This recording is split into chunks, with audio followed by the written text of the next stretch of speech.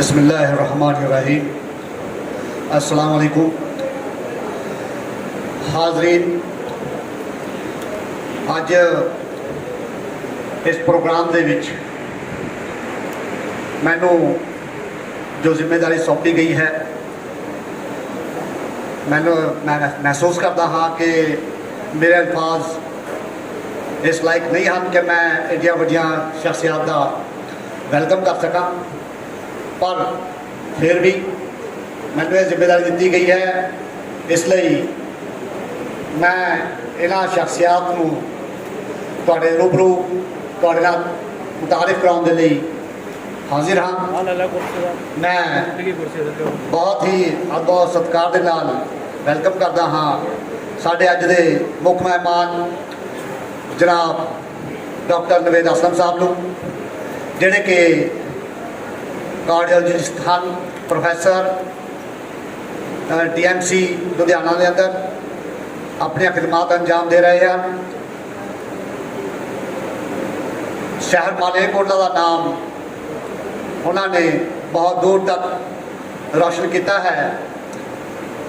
अजिहियां शख्सियत किसी तारुफ की मोहताज नहीं हैं। उन्होंने नाल अज दे सदारत फरमा रहे साडे patron Muslim blood bank and welfare society के डॉक्टर रमजान साहब ते साडे पैटरन कमालुद्दीन साहब जो कि रिटायर्ड ऑफिसर हैं पंजाब वक्फ बोर्ड के विचों। उन्होंने ताउमर कौम के लिए लिखे लाई है कौम दे, और बहुत ही ईमानदारी के नाल अपनी खिदमत अंजाम दित्तियां हैं।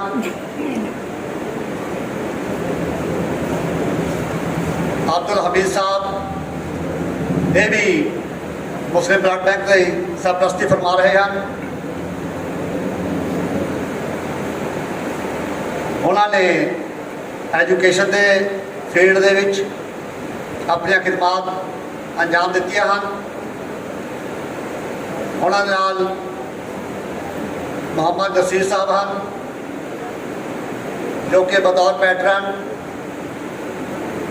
मुस्लिम blood bank and welfare society के विच अपनी खिदमत दे रहे हैं।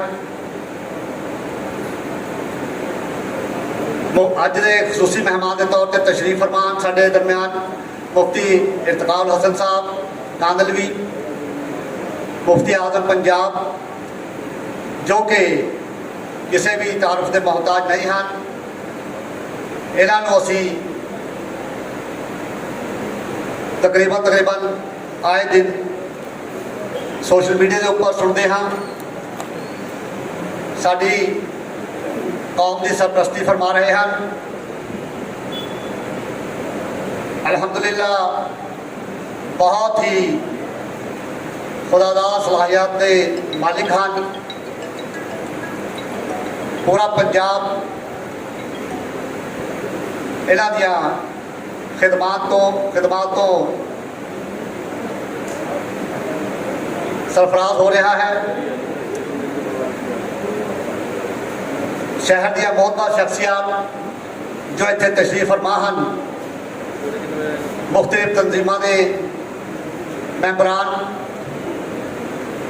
वो भी इस पंडाल दे विच तशरीफ रखते हैं। जिवें कि पेफा,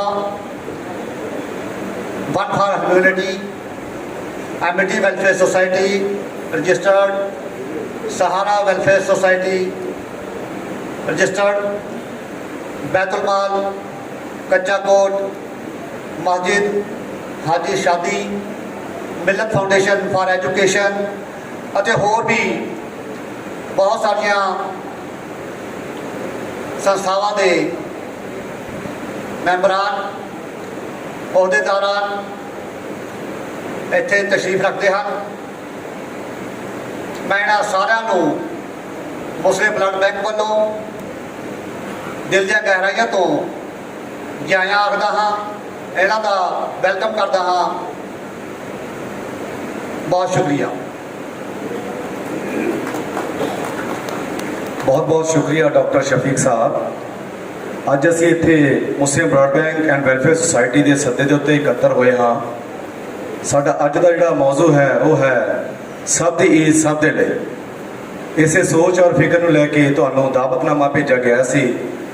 ਤੁਸੀਂ ਸਾਰੇ ਮੁਬਾਰਕਬਾਦ ਦੇ ਮੁਸਤਹਿਕ ਹੋ ਕਿ ਸਾਡੇ ਇੱਕ ਛੋਟੇ ਜਿਹੇ ਸੁਨੇਹੇ ਦੇ ਇੱਥੇ ਬਿਰਾਜਮਾਨ ਹੋ।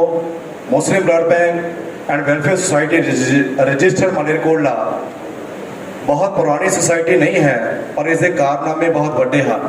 ਜੇ ਮੈਂ ਗੱਲ ਕਰਾਂ ਬਲੱਡ ਡੋਨੇਟ ਕਰਨ ਦੀ, ਤਾਂ ਪਿਛਲੇ 2.5 ਸਾਲਾਂ ਦੇ ਲਗਭਗ ਹੀ ਇਸ ਦਾ ਕਿਆਮ ਹੋਇਆ ਹੈ, ਬਣੀ ਹੈ ਸੁਸਾਇਟੀ, ਆਰਗੇਨਾਈਜ਼ ਕੀਤੀ ਗਈ ਹੈ।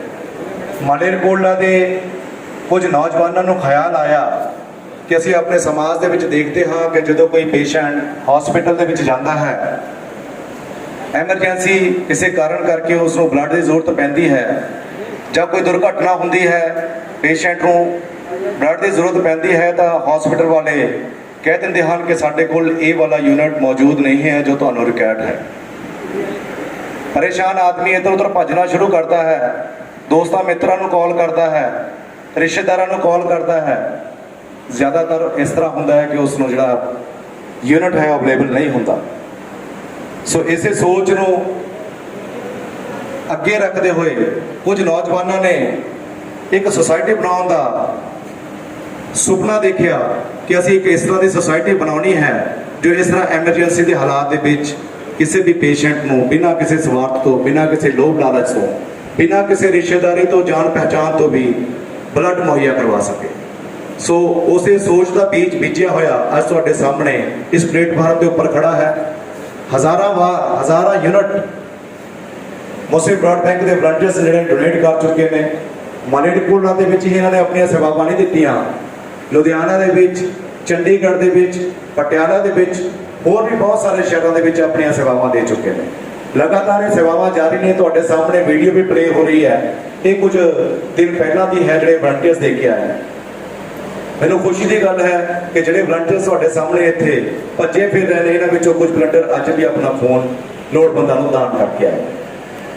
ਇਸੇ ਸੋਚ ਨੂੰ ਅੱਗੇ ਵਧਾਉਂਦੇ ਹੋਏ ਵਲੰਟੀਅਰਸ ਨੇ ਸੋਚਿਆ ਕਿ ਸਾਡਾ ਕੰਮ ਜਿਹੜਾ ਹੈ ਸਾਰੀ ਇਨਸਾਨੀਅਤ ਦੀ ਭਲਾਈ ਹੋਣਾ ਚਾਹੀਦਾ ਹੈ। ਭਾਵੇਂ ਅਸੀਂ ਖੂਨਦਾਨ ਦੇ ਵਿੱਚ ਬਹੁਤ ਸਾਰੇ ਯੂਨਿਟ ਦਾਨ ਕਰ ਚੁੱਕੇ ਹਾਂ, ਬਹੁਤ ਸਾਰੇ ਲੋਕਾਂ ਦੀ ਹੈਲਪ ਕਰਦੇ ਹਾਂ, ਲੇਕਿਨ ਸਮਾਜ 'ਚ ਵਿਚਰਦੇ ਹੋਏ ਸਾਨੂੰ ਪਤਾ ਲੱਗਦਾ ਹੈ ਕਿ ਸਮਾਜ ਦੇ ਗਰੀਬ ਲੋਕਾਂ ਦੀਆਂ ਹੋਰ ਵੀ ਜ਼ਰੂਰਤਾਂ ਹਨ। ਉਹਨਾਂ ਜ਼ਰੂਰਤਾਂ ਨੂੰ, ਪਰੇਸ਼ਾਨੀਆਂ ਨੂੰ ਮੱਦੇਨਜ਼ਰ ਰੱਖਦੇ ਹੋਏ ਫਿਰ ਮਸ਼ਵਰਾ ਕੀਤਾ ਗਿਆ ਕਿ ਸੁਸਾਇਟੀ ਨੂੰ ਇਸ ਤੋਂ ਬਾਹਰ ਨਿਕਲ ਕੇ ਹੋਰ ਜ਼ਿਆਦਾ ਸਮਾਜ ਦੇ ਕਲਿਆਣਕਾਰੀ ਕੰਮ ਕਰਨੇ ਚਾਹੀਦੇ ਨੇ। ਉਸੇ ਲੜੀ ਦੇ ਵਿੱਚ ਕਿਸਾਨ ਅੰਦੋਲਨ ਵੀ ਹੋਇਆ। ਕਿਸਾਨ ਅੰਦੋਲਨ ਦੇ ਵਿੱਚ ਵੀ ਇਹਨਾਂ ਵਲੰਟੀਅਰਸ ਨੇ ਵੱਧ ਚੜ ਕੇ ਹਿੱਸਾ ਲਿਆ। ਉੱਥੇ ਫੂਡ ਪਹੁੰਚਾਉਣ ਦੇ ਵਿੱਚ, ਭੋਜਨ ਪਹੁੰਚਾਉਣ ਦੇ ਵਿੱਚ ਵੀ ਆਪਣੀ ਹਿੱਸੇਦਾਰੀ ਨਿਭਾਈ। ਇਸ ਤੋਂ ਇਲਾਵਾ ਪਿਛਲੇ ਸਮੇਂ ਦੇ ਵਿੱਚ ਵੇਖਿਆ ਗਿਆ ਕਿ ਸਰਕਾਰ ਵੱਲੋਂ ਸਰਕਾਰੀ ਸਕੂਲਾਂ ਦੇ ਕੁਝ ਚੁਣਿੰਦਾ ਵਿਦਿਆਰਥੀਆਂ ਨੂੰ ਯੂਨੀਫਾਰਮ ਭੇਜੀਆਂ ਜਾਂਦੀਆਂ ਨੇ। ਜਨਰਲ ਵਰਗ ਦੇ ਵਿਦਿਆਰਥੀ ਉਸ ਤੋਂ ਲਾਂਭੇ ਰਹਿ ਜਾਂਦੇ ਹਨ।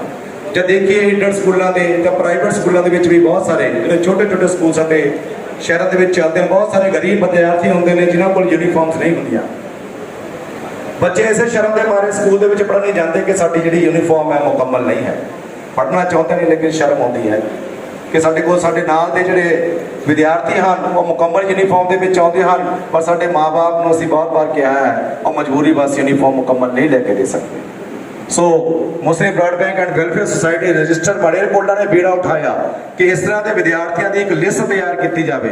ਸੋ ਪੂਰੇ ਮਾਲੇਰਕੋਟਲਾ ਦੇ ਵਿੱਚੋਂ, ਆਲੇ-ਦੁਆਲੇ ਦੇ ਪਿੰਡਾਂ ਦੇ ਵਿੱਚੋਂ ਸਕੂਲ ਦੇ ਅਧਿਆਪਕਾਂ ਦੇ ਨਾਲ ਰਾਬਤਾ ਕਾਇਮ ਕੀਤਾ ਗਿਆ ਤੇ ਜਿਹੜੇ ਬਹੁਤ ਜ਼ਿਆਦਾ ਜ਼ਰੂਰਤਮੰਦ ਵਿਦਿਆਰਥੀ ਸੀ ਉਹਨਾਂ ਦੀ ਲਿਸਟ ਤਿਆਰ ਕੀਤੀ ਗਈ। ਮੈਨੂੰ ਖੁਸ਼ੀ ਹੈ, ਮਾਣ ਹੈ ਇਹਨਾਂ ਵਲੰਟੀਅਰਸ ਦੇ ਉੱਤੇ, ਪੂਰੀ ਬਾਡੀ ਦੇ ਉੱਪਰ ਕਿ ਇਹਨਾਂ ਨੇ ਮਾਲੇਰਕੋਟਲਾ ਦੇ ਨਹੀਂ ਨੇੜੇ ਤੇੜੇ ਦੇ ਬਹੁਤ ਸਾਰੇ ਸੈਂਕੜੇ ਵਿਦਿਆਰਥੀਆਂ ਨੂੰ ਯੂਨੀਫਾਰਮਸ ਵੰਡੀਆਂ ਨੇ। ਸੋ ਗਰੀਬ ਵਿਦਿਆਰਥੀਆਂ ਨੂੰ ਮੁਕੰਮਲ ਯੂਨੀਫਾਰਮ ਵੰਡੀ ਗਈ ਹੈ। ਇਸ ਤੋਂ ਇਲਾਵਾ ਫਿਰ ਸੋਚਿਆ ਗਿਆ ਕਿ ਜਦੋਂ ਸਰਦੀ ਆਉਂਦੀ ਹੈ ਬਹੁਤ ਸਾਰੇ ਗਰੀਬ ਅਸੀਂ ਦੇਖਦੇ ਹਾਂ ਕਿ ਦਿੱਲੀ ਗੇਟ ਖੜੇ ਹੁੰਦੇ ਨੇ, ਰਸਤੇ 'ਚ ਸਾਨੂੰ ਦਿਖਦੇ ਨੇ। ਬਹੁਤ ਸਾਰੀਆਂ ਸੁਸਾਇਟੀਆਂ ਪਹਿਲਾਂ ਵੀ ਇਸ ਫੀਲਡ ਦੇ ਵਿੱਚ ਕੰਮ ਕਰ ਰਹੀਆਂ ਸੀ, ਲੇਕਿਨ ਸੋਚਿਆ ਕਿ ਇੱਕ ਵੱਡੇ ਪੱਧਰ ਦੇ ਉੱਤੇ ਇੱਕ ਪਲਾਨ ਕਰਕੇ ਇਸ ਤਰ੍ਹਾਂ ਦਾ ਕੰਮ ਕੀਤਾ ਜਾਵੇ ਕਿ ਜਿਹੜੇ ਲੋਕ ਸਾਹਮਣੇ ਆ ਕੇ ਕੱਪੜੇ ਨਹੀਂ ਮੰਗ ਸਕਦੇ ਜਾਂ ਸ਼ੂਜ਼ ਨਹੀਂ ਮੰਗ ਸਕਦੇ, ਪਰ ਉਹ ਸਰਦੀ ਦੇ ਵਿੱਚ ਠਿਠਰਦੇ ਫਿਰਦੇ ਰਹਿੰਦੇ ਨੇ, ਉਹਨਾਂ ਤੱਕ ਪਹੁੰਚ ਬਣਾਈ ਜਾਵੇ। ਸੋ ਉਸੇ ਏਰੀਆ ਦੇ ਵਿੱਚ ਵੱਖ-ਵੱਖ ਏਰੀਆ ਦੇ ਵਿੱਚ ਜਾ ਕੇ ਉਹਨਾਂ ਦੀ ਪਹਿਚਾਣ ਕੀਤੀ ਗਈ। ਜੋ ਲੋਕ ਸਾਹਮਣੇ ਨਹੀਂ ਆਉਂਦੇ ਤਾਂ ਉਹਨਾਂ ਤੱਕ ਸਾਰੇ ਵਲੰਟੀਅਰਸ ਨੇ ਆਪਣੇ ਕੱਪੜੇ ਇਕੱਠੇ ਕੀਤੇ, ਨਵੇਂ ਸ਼ੂਜ਼ ਲਿਆਂਦੇ, ਉਹ ਸਾਰੇ ਨੇਡੀ ਲੋਕਾਂ ਤੱਕ ਪਹੁੰਚਾਏ ਗਏ। ਸਾਰੇ ਆਲੇ ਦੁਆਲੇ ਦੇ ਪਿੰਡਾਂ ਨੂੰ ਮੈਂ ਮੰਨਦਾ ਹਾਂ ਕਿ ਲਗਭਗ 40 ਤੋਂ 50 ਪਿੰਡਾਂ ਨੂੰ ਵੀ ਕਵਰ ਕੀਤਾ ਗਿਆ, ਜਿੱਥੇ ਗਰੀਬਾਂ ਦੀ ਪਹਿਚਾਣ ਕਰਕੇ ਉਹਨਾਂ ਤੱਕ ਸ਼ੂਜ਼ ਕੱਪੜੇ ਪਹੁੰਚਾਏ ਗਏ ਨੇ। ਤੁਸੀਂ ਇੱਕ ਦੇਖਿਆ ਹੋਵੇਗਾ ਕਿ ਮਲੇਰਕੋਟਲਾ ਦੇ ਵਿੱਚ ਪਿਛਲੇ ਸਮੇਂ ਇੱਕ ਵੱਡਾ ਹਾਦਸਾ ਵਾਪਰਿਆ, ਜਿੱਥੇ ਹੁਣ ਐਸਡੀਐਮ ਸਾਹਿਬ ਦਾ ਦਫ਼ਤਰ ਹੈ, ਉੱਥੇ ਗਰੀਬਾਂ ਦੀਆਂ ਝੁੱਗੀਆਂ ਸਨ, ਹੁਣ ਵੀ ਮੌਜੂਦ ਹਨ ਉਹ ਝੁੱਗੀਆਂ ਨੂੰ ਕਿਸੇ ਘਟਨਾ ਕਾਰਨ ਅੱਗ ਲੱਗੀ। ਉਹ ਅੱਗ ਇੰਨੀ ਭਿਆਨਕ ਸੀ ਕਿ ਉਹਨਾਂ ਦਾ ਸਾਰਾ ਸਮਾਨ ਜਿਹੜਾ ਸੀ ਉਹ ਜਲ ਕੇ ਸੁਆਹ ਹੋ ਗਿਆ। ਉਹ ਮਜਬੂਰ, ਲਾਚਾਰ, ਬੇਵਸ ਲੋਕ ਰੋਂਦੇ ਕਰਲਾਉਂਦੇ ਤੁਸੀਂ ਬਹੁਤ ਸਾਰੇ ਟੀਵੀ ਚੈਨਲ ਉੱਤੇ ਦੇਖੇ ਹੋਣਗੇ, ਜਾਂ ਜੋ ਲੋਕ ਉੱਥੇ ਵਿਜ਼ਿਟ ਕਰਕੇ ਆਏ ਹੋਣਗੇ ਉਹਨਾਂ ਨੇ ਆਪਣੀ ਅੱਖੀ ਵੀ ਨਜ਼ਾਰਾ ਦੇਖਿਆ ਹੋਵੇਗਾ। ਉਹ ਮਾਯੂਸ ਸੀ, ਸਾਰੀ ਜ਼ਿੰਦਗੀ ਦੀ ਉਹਨਾਂ ਦੀ ਪੂੰਜੀ ਜਿਹੜੀ ਸੀ, ਕੱਪੜੇ ਸਮੇਤ ਸਾਰਾ ਕੁਝ ਜਲ ਗਿਆ ਸੀ। ਉਹਨਾਂ ਕੋਲ ਜੋ ਬਾਕੀ ਸੀ ਉਹਨਾਂ ਦੇ ਆਪਣੇ ਤਨ ਦੇ ਕੱਪੜੇ ਸੀ। So Muslim blood bank and welfare society registered Malerkotla ਨੇ ਇਹ ਉਪਰਾਲਾ ਕੀਤਾ ਕਿ ਉਹਨਾਂ ਸਾਰੇ ਝੁੱਗੀ ਵਾਲਿਆਂ ਦਾ, ਜਿਨ੍ਹਾਂ ਦੀਆਂ ਝੁੱਗੀਆਂ ਸਮੇਤ ਸਾਰਾ ਸਮਾਨ ਸੜ ਕੇ ਸੁਆਹ ਹੋ ਗਿਆ, ਉਹਨਾਂ ਦੀਆਂ ਸਾਰੀਆਂ ਝੁੱਗੀਆਂ ਨੂੰ ਨਵੇਂ ਤੌਰ ਦੇ ਉੱਤੇ ਤਾਮੀਰ ਕੀਤਾ ਗਿਆ। ਉਸ ਦੇ ਵਿੱਚ ਪੂਰਾ ਇਹਨਾਂ ਨੇ ਆਪਣਾ ਯੋਗਦਾਨ ਪਾਇਆ। ਸਾਰਿਆਂ ਨੂੰ ਨਵੀਆਂ ਝੁੱਗੀਆਂ ਜਿਹੜੀਆਂ ਨੇ ਤਾਮੀਰ ਕਰਕੇ ਦਿੱਤੀਆਂ ਗਈਆਂ ਨੇ। ਬਿਮਾਰਾਂ ਦਾ ਇਲਾਜ ਅਸੀਂ ਦੇਖਿਆ ਕਿ ਮੈਂ ਖੁਦ ਨੇੜੇ ਤੋਂ ਵਾਚ ਕੀਤਾ ਹੈ, ਮੈਂ ਵੀ ਇਸ ਦਾ ਛੋਟਾ ਜਿਹਾ ਇੱਕ ਕਾਰਕੁਨ ਹਾਂ, ਕਿ ਕਈ ਵਾਰ ਇਸ ਤਰ੍ਹਾਂ ਦੇ ਹਾਦਸੇ ਸਾਡੇ ਮਲੇਰਕੋਟਲਾ 'ਚ ਪੇਸ਼ ਆਏ ਨੇ ਕਿ ਕਿਸੇ ਦਾ ਐਕਸੀਡੈਂਟ ਹੋ ਗਿਆ ਜਾਂ ਕੋਈ ਪੇਸ਼ੈਂਟ ਬਿਮਾਰ ਪਿਆ, ਪਰ ਉਹਦੇ ਘਰੇ ਉਹਦੇ ਮਾਲੀ ਹਾਲਾਤ ਇਸ ਤਰ੍ਹਾਂ ਦੇ ਨੇ ਕਿ ਉਹ ਇਲਾਜ ਨਹੀਂ ਕਰ ਪਾਉਂਦਾ। ਉਹ ਬਿਮਾਰੀ ਦੇ ਨਾਲ ਘਰੇ ਹੀ ਲੜਦਾ ਪਿਆ ਹੈ, ਚਿੱਲਾ ਰਿਹਾ, ਲੇਕਿਨ ਉਸਨੂੰ ਉਹਦੇ ਘਰ ਵਾਲੇ ਇਸ ਕਰਕੇ ਹਸਪੀਟਲ ਦੇ ਵਿੱਚ ਨਹੀਂ ਲੈ ਜਾ ਪਾ ਰਹੇ ਕਿਉਂਕਿ ਉਹਨਾਂ ਦੀ ਮਾਲੀ ਹਾਲਤ ਬਹੁਤ ਮਾੜੀ ਹੈ। ਉਹਨਾਂ ਕੋਲ ਪੈਸੇ ਦਾ, ਰੁਪਏ ਦਾ ਪ੍ਰਬੰਧ ਨਹੀਂ ਹੈ। ਉਹ ਕਿਸੇ ਅੱਗੇ ਹੱਥ ਨਹੀਂ ਅੜ ਸਕਦੇ। ਸ਼ਰਮਿੰਦਾ ਨੇ ਕਿਹਨੂੰ ਰਿਸ਼ਤੇਦਾਰ ਨੂੰ ਕਹਿਣ, ਕਿਹੜੇ ਮਹੱਲੇਦਾਰ ਨੂੰ ਕਹਿਣ ਕਿ ਸਾਡੀ ਸਹਾਇਤਾ ਕਰ ਦਿਓ। ਤਾਂ ਮੁਸਲਿਮ ਬਲੱਡ ਬੈਂਕ ਨੇ ਇਸ ਤਰ੍ਹਾਂ ਦੇ ਉਪਰਾਲੇ ਕੀਤੇ ਕਿ ਹਰ ਮੁਹੱਲੇ ਦੇ ਵਿੱਚ ਇਸ ਤਰ੍ਹਾਂ ਦੇ ਆਪਣੇ ਵਲੰਟੀਅਰ ਮੌਜੂਦ ਹਨ ਜੋ ਇਸ ਤਰ੍ਹਾਂ ਦੀ ਕਿਸੇ ਘਟਨਾ ਹੋਣ ਦੇ ਉੱਤੇ, ਜ਼ਰੂਰਤ ਪੈਣ ਦੇ ਉੱਤੇ ਤੁਰੰਤ ਹੈੱਡ ਬੋਡੀ ਦੇ ਨੋਟਿਸ ਦੇ ਵਿੱਚ ਲੈ ਕੇ ਆਉਂਦੇ ਨੇ। ਅਗਰ ਜਿੰਨੇ ਵੀ ਹੁਣ ਤੱਕ ਇਸ ਤਰ੍ਹਾਂ ਦੇ ਪੇਸ਼ੈਂਟ ਮਿਲੇ ਨੇ, ਚਾਹੇ ਉਹ ਐਮਰਜੈਂਸੀ ਹਾਲਾਤ ਦੇ ਹੋਣ, ਚਾਹੇ ਉਹ ਲੰਬੀ ਬਿਮਾਰੀ ਦੇ ਹੋਣ, ਸਾਰਿਆਂ ਦੀ ਅਲਹਮਦੁਲਿਲਾ ਮੈਨੂੰ ਮਾਣ ਹੈ, ਖੁਸ਼ੀ ਹੈ ਕਿ ਮੁਸਲਿਮ ਬਲੱਡ ਬੈਂਕ ਨੇ ਮੂਹਰੇ ਹੋ ਕੇ ਉਹਨਾਂ ਦੀ ਹੈਲਪ ਕੀਤੀ ਹੈ। ਜਿਸ ਦੀ ਮੈਂ ਇੱਕ ਛੋਟੀ ਜਿਹੀ ਮਿਸਾਲ ਦੇਵਾਂਗਾ ਕਿ ਸੰਧੀ ਗੇਟ ਦੇ ਅੰਦਰਲੇ ਪਾਸੇ ਮੁਹੱਲਾ ਲਾਂਘਾ, ਮੁਹੱਲਾ ਖਟੀਕਾ ਦੇ ਵਿੱਚ ਇੱਕ ਬੱਚਾ ਇਸ ਤਰ੍ਹਾਂ ਦਾ ਕੋਠੇ ਤੋਂ ਗਿਰਿਆ ਕਿ ਜਿਸ ਦੇ ਨਾ ਮਾਂ ਸੀ, ਨਾ ਬਾਪ ਸੀ, ਨਾ ਦਾਦਾ ਦਾਦੀ ਸੀ, ਸਿਰਫ ਉਹਦੀਆਂ ਭੈਣਾਂ ਸੀ। ਉਹ ਵੀ ਇੱਕ ਭੈਣ ਵੱਡੀ ਸੀ, ਬਾਕੀ ਸਾਰੀਆਂ ਛੋਟੀਆਂ ਸੀ। ਕਮਾਈ ਦਾ ਕੋਈ ਸਾਧਨ ਨਹੀਂ ਸੀ। ਉਹ ਬੱਚਾ ਪਤੰਗ ਲੁੱਟਦਾ ਛੱਤ ਤੋਂ ਗਿਰਿਆ ਤੇ ਰਸਤੇ ਦੇ ਵਿੱਚ ਹੀ ਜ਼ਮੀਨ ਤੋਂ ਡਿੱਗਣ ਤੋਂ ਪਹਿਲਾਂ ਜਿਹੜੇ ਛੱਤ ਦੇ ਸਰੀਏ ਬਾਹਰ ਸੀ, ਉਹਨਾਂ ਦੇ ਵਿੱਚ ਉਹ ਸਰੀਏ ਉਹਦੇ ਆਰ ਪਾਰ ਨਿਕਲ ਗਏ। ਤੁਸੀਂ ਸਾਰਿਆਂ ਨੇ ਵੀਡੀਓ ਦੇਖੀ ਹੋਏਗੀ, ਮੈਸੇਜ ਦੇਖੀ ਹੋਏਗੀ। ਮੈਨੂੰ ਖੁਸ਼ੀ ਹੈ ਮਲੇਰਕੋਟਲਾ ਦੇ ਸਾਰੇ ਵਾਸੀਆਂ ਦੇ ਉੱਤੇ ਬਹੁਤ ਸਾਰੇ ਲੋਕ ਉਸ ਦੀ ਹੈਲਪ ਵਾਸਤੇ ਅੱਗੇ ਆਏ, ਲੇਕਿਨ ਉਸ ਤੋਂ ਵੀ ਮੈਨੂੰ ਇਸ ਕਰਕੇ ਜ਼ਿਆਦਾ ਵੱਡੀ ਖੁਸ਼ੀ ਹੈ ਕਿ ਮੈਂ ਇਸ ਦੇ ਨਾਲ ਜੁੜਿਆ ਹੋਇਆ ਹਾਂ Muslim blood bank and welfare society registered Malerkotla ਦੇ ਨਾਲ, ਕਿ ਤੁਰੰਤ ਪਤਾ ਲੱਗਦੇ ਹੀ ਸਾਰੇ ਮੈਂਬਰ ਉੱਥੇ ਪਹੁੰਚੇ। ਪੂਰੇ ਮੁਹੱਲੇ ਵਾਲਿਆਂ ਨੂੰ ਆਸਵਾਸ਼ਨ ਦਿਲਾਇਆ ਕਿ ਬੱਚੇ ਦਾ ਇਲਾਜ ਜਿਹੜਾ ਹੈ ਵਧੀਆ ਤੋਂ ਵਧੀਆ, ਉੱਤਮ ਤੋਂ ਉੱਤਮ ਹੋਣਾ ਚਾਹੀਦਾ ਹੈ, ਕਿਸੇ ਚੀਜ਼ ਦੀ ਕਮੀ ਨਹੀਂ ਹੋਣੀ ਚਾਹੀਦੀ। ਜਿੰਨਾ ਵੀ ਪੈਸਾ ਲੱਗੇਗਾ ਮੁਸਲਿਮ ਬਲੱਡ ਬੈਂਕ ਉਹਦੇ ਤੇ ਲਗਾਏਗਾ, ਜਿੰਨਾ ਵੀ ਦਾ ਮਤਲਬ ਜਿੰਨਾ ਵੀ। ਉਹਨਾਂ ਨੂੰ ਇਹ ਗੱਲ ਕਹੀ ਗਈ ਤਾਂ ਅਲਹਮਦੁਲਿਲਾ ਮੈਨੂੰ ਖੁਸ਼ੀ ਹੈ ਕਿ ਮੁਹੱਲੇਦਾਰਾਂ ਨੇ ਉਹਦੀ ਪੂਰੀ ਕੇਅਰ ਕੀਤੀ ਬੱਚੇ ਦੀ। ਪੀਜੀਆਈ ਦੇ ਵਿੱਚ ਜਾ ਕੇ ਉਸ ਬੱਚੇ ਦਾ ਇਲਾਜ ਹੋਇਆ, ਉਰੇ ਤੋਂ ਰੈਫਰ ਕੀਤਾ ਗਿਆ ਪਟਿਆਲੇ ਰਜਿੰਦਰਾ, ਉੱਥੇ ਤੋਂ ਪੀਜੀਆਈ ਭੇਜਿਆ ਗਿਆ। ਤੇ ਖੁਸ਼ੀ ਦੀ ਗੱਲ ਹੈ ਕਿ ਸਾਰੇ ਮਲੇਰਕੋਟਲਾ ਵਾਸੀਆਂ ਦੀ ਕੋਸ਼ਿਸ਼ ਸਦਕਾ, ਮੁਸਲਿਮ ਬਲੱਡ ਬੈਂਕ ਦੀ ਕੋਸ਼ਿਸ਼ ਸਦਕਾ ਅੱਲਾ ਨੇ ਉਸ ਬੱਚੇ ਦੇ ਉੱਤੇ ਰਹਿਮ ਕੀਤਾ ਤੇ ਉਹ ਬੱਚਾ ਅੱਜ ਤੰਦਰੁਸਤ ਹੈ। ਲਾਕਡਾਊਨ ਦੇ ਵਿੱਚ ਬਹੁਤ ਪ੍ਰੋਬਲਮਸ ਆਈਆਂ, ਬਹੁਤ ਸੁਸਾਇਟੀਆਂ ਵੀ ਅੱਗੇ ਆਈਆਂ, ਬਹੁਤ ਦਾਨੀ ਲੋਕ ਵੀ ਅੱਗੇ ਆਏ ਕਿ ਅਸੀਂ ਦੇਖਿਆ ਕਿ ਮਲੇਰਕੋਟਲਾ ਦੇ ਵਿੱਚ ਸਾਡੇ ਜੋ ਨਹੀਂ ਪਤਾ ਸੀ ਅਸੀਂ ਉਹ ਮੰਜ਼ਰ ਦੇਖੇ। ਕਈ ਇਸ ਤਰ੍ਹਾਂ ਦੇ ਘਰ ਸਾਡੇ ਮੁਹੱਲੇ ਦੇ ਵਿੱਚ, ਸਾਡੇ ਆਸ ਪੜੋਸ ਵਿੱਚ ਮੌਜੂਦ ਸਨ ਜਿਨ੍ਹਾਂ ਕੋਲ ਰਾਸ਼ਨ ਨਹੀਂ ਸੀ, ਜਾਂ ਇਸ ਤਰ੍ਹਾਂ ਦੇ ਘਰ ਵੀ ਮੌਜੂਦ ਸੀ ਜਿੱਥੇ ਕਮਾਉਣ ਵਾਲਾ ਕੋਈ ਨਹੀਂ ਸੀ, ਬਜ਼ੁਰਗ ਸੀ ਉਹ ਘਰਾਂ ਦੇ ਵਿੱਚ। ਲਾਕਡਾਊਨ ਲੱਗਣ ਕਾਰਨ ਇਸ ਤਰ੍ਹਾਂ ਦੀ ਮਾੜੀ ਸਥਿਤੀ ਆਈ ਕਿ ਉਹਨਾਂ ਨੂੰ ਰੋਟੀ ਵੀ ਖਾਣ ਦੇ ਲਈ ਤਰਲੇ ਕਰਨੇ ਪੈ ਰਹੇ ਸੀ, ਕੋਸ਼ਿਸ਼ਾਂ ਕਰਨੀਆਂ ਪੈ ਰਹੀਆਂ ਸੀ। ਸੋ ਮੁਸਲਿਮ ਬਲੱਡ ਬੈਂਕ ਨੇ ਉੱਥੇ ਉਪਰਾਲਾ ਕੀਤਾ। ਇਹਨਾਂ ਦੇ ਫੀਮੇਲ ਵਿੰਗ ਨੇ ਵੀ ਆਪਣੇ ਹੱਥੀਂ ਖਾਣਾ ਬਣਾ ਕੇ ਵੀ ਭੇਜਿਆ ਘਰਾਂ ਦੇ ਵਿੱਚ। ਜਿੱਥੇ ਰਾਸ਼ਨ ਵੰਡਿਆ ਗਿਆ ਉੱਥੇ ਆਪਣੇ ਹੱਥੀਂ ਖਾਣਾ ਬਣਾ ਕੇ ਸਾਡੇ ਫੀਮੇਲ ਵਿੰਗਸ ਨੇ, ਮੈਨੂੰ ਮਾਣ ਆ ਉਹਨਾਂ ਦੇ ਉੱਤੇ ਵੀ, ਭਾਵੇਂ ਅੱਜ ਇੱਥੇ ਮੌਜੂਦ ਨਹੀਂ, ਉਹਨਾਂ ਨੇ ਸਾਰੇ ਮੁਹੱਲੇਦਾਰਾਂ ਦੇ ਇਕੱਠੇ ਹੋ ਕੇ ਮਸਜਿਦਾਂ ਵਿੱਚ, ਮੁਹੱਲੇ ਦੇ ਵਿੱਚ ਚੁੱਲ੍ਹੇ ਲਗਾਏ ਗਏ, ਗੈਸ ਲਗਾਇਆ ਗਿਆ ਤੇ ਖਾਣਾ ਤਿਆਰ ਕਰਕੇ ਲੋੜਵੰਦਾਂ ਤੱਕ ਪਹੁੰਚਾਇਆ ਗਿਆ। ਬਹੁਤ ਸਾਰੇ ਕੇਸਸ ਇਸ ਤਰ੍ਹਾਂ ਦੇ ਵੀ ਸਾਹਮਣੇ ਆਏ ਕਿ ਕਿਸੇ ਗਰੀਬ ਦੀ ਛੱਤ ਗਿਰ ਗਈ, ਪਰ ਉਹ ਮਜਬੂਰ ਹੈ ਕਿਉਂਕਿ ਉਸਨੇ ਪਹਿਲਾਂ ਹੀ ਬੜੀ ਤਾਮੀਰ ਬੜੀ ਜੋਖਮ ਭਰੇ ਮਾਹੌਲਾਂ ਦੇ ਵਿੱਚ ਕੀਤੀ ਸੀ। ਪੂਰੀ ਜ਼ਿੰਦਗੀ ਦੀ ਕਮਾਈ ਉਸ ਕਮਰੇ ਉੱਤੇ ਲੱਗੀ ਹੋਈ ਸੀ। ਉਹਦੇ ਕੋਲ ਹੋਰ ਕੋਈ ਕਮਾਈ ਦਾ ਸਾਧਨ ਨਹੀਂ ਸੀ। ਉਸ ਨੂੰ ਛੱਤ ਦੇ ਪੈਸੇ ਜੋੜਨ ਦੇ ਵਿੱਚ ਸਾਲਾਂ ਹੋਰ ਲੱਗਣੇ ਸੀ। ਬੇਸਹਾਰਾ ਸੀ। ਮੁਸਲਿਮ ਬਲੱਡ ਬੈਂਕ ਉੱਥੇ ਵੀ ਅੱਗੇ ਆਇਆ ਤੇ ਇਸ ਤਰ੍ਹਾਂ ਲੋੜਵੰਦਾਂ ਦੀਆਂ ਘਰਾਂ ਦੀਆਂ ਛੱਤਾਂ ਵੀ ਪਵਾਈਆਂ ਗਈਆਂ। ਤੇ ਉਸ ਦੇ ਪੜਾਅ ਦੇ ਵਿੱਚ ਇੱਕ ਹੋਰ ਨਵੀਂ ਸੋਚ ਲੈ ਕੇ ਤੁਹਾਡੇ ਸਾਹਮਣੇ ਅੱਜ ਅਸੀਂ ਇਕੱਠੇ ਹੋਏ ਹਾਂ। ਇਹ ਸੋਚ ਸਾਡੀ ਨਹੀਂ ਹੈ, ਮੁਸਲਿਮ ਬਲੱਡ ਬੈਂਕ ਦੀ ਸੋਚ ਨਹੀਂ ਹੈ, ਇਹ ਸਾਡੇ ਸਾਰੇ ਮਾਲੇਰਕੋਟਲਾ ਵਾਸੀਆਂ ਦੀ ਸੋਚ ਹੈ। इकबाल दा शेर काबी रूह जब बेदार होती है जवानों में नजर आती है उनको अपनी मंजिल आसमानों में। उन्हें सोच इन्हां दे अंदर बेदार हो चुकी है। हर रोज एक जज्बा इन्हां अंदर पैदा होता है कि इस समाज की किस तरह भलाई कर सकीए। नवे नवे जज्बात नवे नवे प्लान इन्हां दे अंदर पैदा होंदे ने ते उन्हां नूं असीं डिस्कस करके समाज के सामने लैके आउंदे हां। उन्हां विचों एक प्लान अज दा जिहड़ा मौजू है सबकी सबके लिए ते लैके असीं तुहाडे सामने ਤੁਹਾਨੂੰ ਸਾਰਿਆਂ ਨੂੰ ਦਾਵਤਨਾਮਾ ਭੇਜਿਆ ਹੈ। ਇਸ ਮੌਜੂ ਦੇ ਵਿੱਚ ਅਗਰ ਮੈਂ ਮੁਖਤਸਰ ਗੱਲ ਕਰਾਂ ਤਾਂ ਇਹ ਹੈ ਕਿ ਅਲਹਮਦੁਲਿਲਾ ਸਾਡੀ ਇੱਥੇ ਪਾਪੂਲੇਸ਼ਨ ਬਹੁਤ ਜ਼ਿਆਦਾ ਹੈ। ਇਕਲੌਤਾ ਸ਼ਹਿਰ ਹੈ ਮਾਲੇਰਕੋਟਲਾ ਦਾ ਜਿੱਥੇ ਮੁਸਲਿਮ ਪਾਪੂਲੇਸ਼ਨ ਇੰਨੀ ਜ਼ਿਆਦਾ ਗਿਣਤੀ ਦੇ ਵਿੱਚ ਹੈ। ਔਰ ਉਸ ਤੋਂ ਵੱਡੀ ਗੱਲ ਹੈ ਕਿ ਸਾਡੇ ਦੀਨਦਾਰ ਭਾਈ ਵੀ ਇੱਥੇ ਬਹੁਤ ਜ਼ਿਆਦਾ ਗਿਣਤੀ 'ਚ ਮੌਜੂਦ ਹਨ ਜੋ ਆਪਣੇ ਫਰਾਈਜ਼ ਨੂੰ ਸਮਝਦੇ ਹਨ, ਰੋਜ਼ੇ ਰੱਖਦੇ ਨੇ, ਨਮਾਜ਼ ਪੜ੍ਹਦੇ ਨੇ, ਕੁਰਬਾਨੀ ਵੀ ਕਰਦੇ ਨੇ। ਔਰ ਇਸ ਤਰ੍ਹਾਂ ਦੇ ਵੀ ਬਹੁਤ ਸਾਰੇ ਲੋਕ ਮੌਜੂਦ ਨੇ ਜਿਹੜੇ ਕੁਰਬਾਨੀ ਆਪਣੇ ਵਿੱਤੀ ਹਾਲਾਤਾਂ ਕਾਰਨ ਨਹੀਂ ਕਰ ਪਾਉਂਦੇ। ਜਜ਼ਬਾ ਹੈ ਉਹਨਾਂ ਦੇ ਅੰਦਰ ਪਰ ਉਹ ਨਹੀਂ ਕਰ ਪਾਉਂਦੇ। ਔਰ ਇਸ ਤਰ੍ਹਾਂ ਦੇ ਵੀ ਨੇ ਜਿਹੜੇ ਕੁਰਬਾਨੀ ਦੀ ਈਦ ਤਾਂ ਆਉਂਦੀ ਹੈ ਪਰ ਉਹਨਾਂ ਨੂੰ ਕੁਰਬਾਨੀ ਦਾ ਗੋਸ਼ਤ ਜਿਹੜਾ ਹੈ ਉਹ ਮੁਹੱਈਆ ਨਹੀਂ ਹੁੰਦਾ। ਉਸੇ ਸੋਚ ਔਰ ਫਿਕਰ ਨੂੰ ਲੈ ਕੇ ਅੱਜ ਅਸੀਂ ਇੱਥੇ ਜੁੜੇ ਹਾਂ ਕਿ ਕੀ ਅਸੀਂ ਪਲਾਨਿੰਗਸ ਤੁਹਾਡੇ ਅੱਗੇ ਪੇਸ਼ ਕਰਨੀਆਂ ਹਨ ਕਿ ਅਸੀਂ ਕੀ ਕੀਤਾ ਹੈ ਹੁਣ ਤੱਕ, ਕੀ ਪ੍ਰੋਗਰੈਸ ਹੈ ਸਾਡੀ ਕਿ ਜਿਹੜਾ ਕੁਰਬਾਨੀ ਦਾ ਗੋਸ਼ਤ ਹੈ ਹਰ ਉਸ ਮੁਸਲਿਮ ਦੇ ਘਰ ਪਹੁੰਚ ਜਾਵੇ ਜਿਸ ਦੇ ਘਰੇ ਕੁਰਬਾਨੀ ਨਹੀਂ ਹੈ। ਕਿਉਂਕਿ ਅਸੀਂ ਜਦੋਂ ਕੁਰਬਾਨੀ ਕਰਦੇ ਹਾਂ, ਗੋਸ਼ਤ ਆਪਣੇ ਘਰੇ ਇਕੱਠਾ ਕਰਦੇ ਹਾਂ, ਬੱਕਰੇ ਕਰਦੇ ਹਾਂ ਜਾਂ ਕੋਈ ਵੀ ਪਸ਼ੂ ਕਰਦੇ ਹਾਂ ਤਾਂ ਅਸੀਂ ਉਹਦੇ ਵਿੱਚ ਦੇਖਦੇ ਹਾਂ ਕਿ ਘਰ ਦੇ ਵਾਸਤੇ ਰੱਖ ਲਓ, ਸਾਡੇ ਆਸ ਪੜੋਸ ਨੂੰ ਦੇ ਦਿਓ, ਸਾਡੇ ਰਿਸ਼ਤੇਦਾਰਾਂ ਨੂੰ ਦੇ ਦਿਓ, ਪਰ ਅਸੀਂ ਉਹਨਾਂ ਨੂੰ ਭੁੱਲ ਜਾਂਦੇ ਹਾਂ ਜਿਨ੍ਹਾਂ ਦਾ ਹਿੱਸਾ ਉਸ ਦੇ ਵਿੱਚ ਹੁੰਦਾ ਹੈ। ਗਰੀਬਾਂ ਔਰ ਮਸਕੀਨਾਂ ਦਾ ਅਸੀਂ ਗਰੀਬ ਔਰ ਮਸਕੀਨ ਜਦੋਂ ਲੱਭਣ ਲੱਗਦੇ ਹਾਂ ਅਸੀਂ ਸਿਰਫ ਆਪਣੇ ਰਿਸ਼ਤੇਦਾਰਾਂ ਵਿੱਚ ਹੀ ਲੱਭਦੇ ਹਾਂ। ਸਾਡੇ ਸਾਰੇ ਮੁਹੱਲਿਆਂ ਵਿੱਚ ਇਸ ਤਰ੍ਹਾਂ ਦੇ ਲੋਕ ਮੌਜੂਦ ਹਨ ਜਿਨ੍ਹਾਂ ਦੇ ਘਰੇ ਗੋਸ਼ਤ ਦੀ ਬੋਟੀ ਨਹੀਂ ਪਹੁੰਚਦੀ। ਜੇ ਪਹੁੰਚਦੀ ਹੈ ਤਾਂ 2 ਜਾਂ 3 ਬੋਟੀਆਂ ਕੋਈ ਇੱਕ ਬੱਤਾ ਦੇ ਗਿਆ ਕਿ ਉਹਨਾਂ ਦਾ ਪੂਰਾ ਟੱਬਰ ਜੋ ਹੈ ਉਸ ਨੂੰ ਖਾ ਨਹੀਂ ਸਕਦਾ। ਉਹੀ ਫਿਕਰ ਲੈ ਕੇ, ਉਹੀ ਸੋਚ ਲੈ ਕੇ ਅੱਜ ਅਸੀਂ ਇੱਥੇ ਸਾਰੇ ਇਕੱਠੇ ਹੋਏ ਹਾਂ। ਮੈਂ ਬਿਲਕੁਲ ਨਿਡਰ ਹੋ ਕੇ ਕਹਿੰਦਾ ਕਿ ਸੋਚ ਸਾਡੀ ਨਹੀਂ ਹੈ, ਸੋਚ ਸਾਡੀ ਸਾਰਿਆਂ ਦੀ ਹੈ।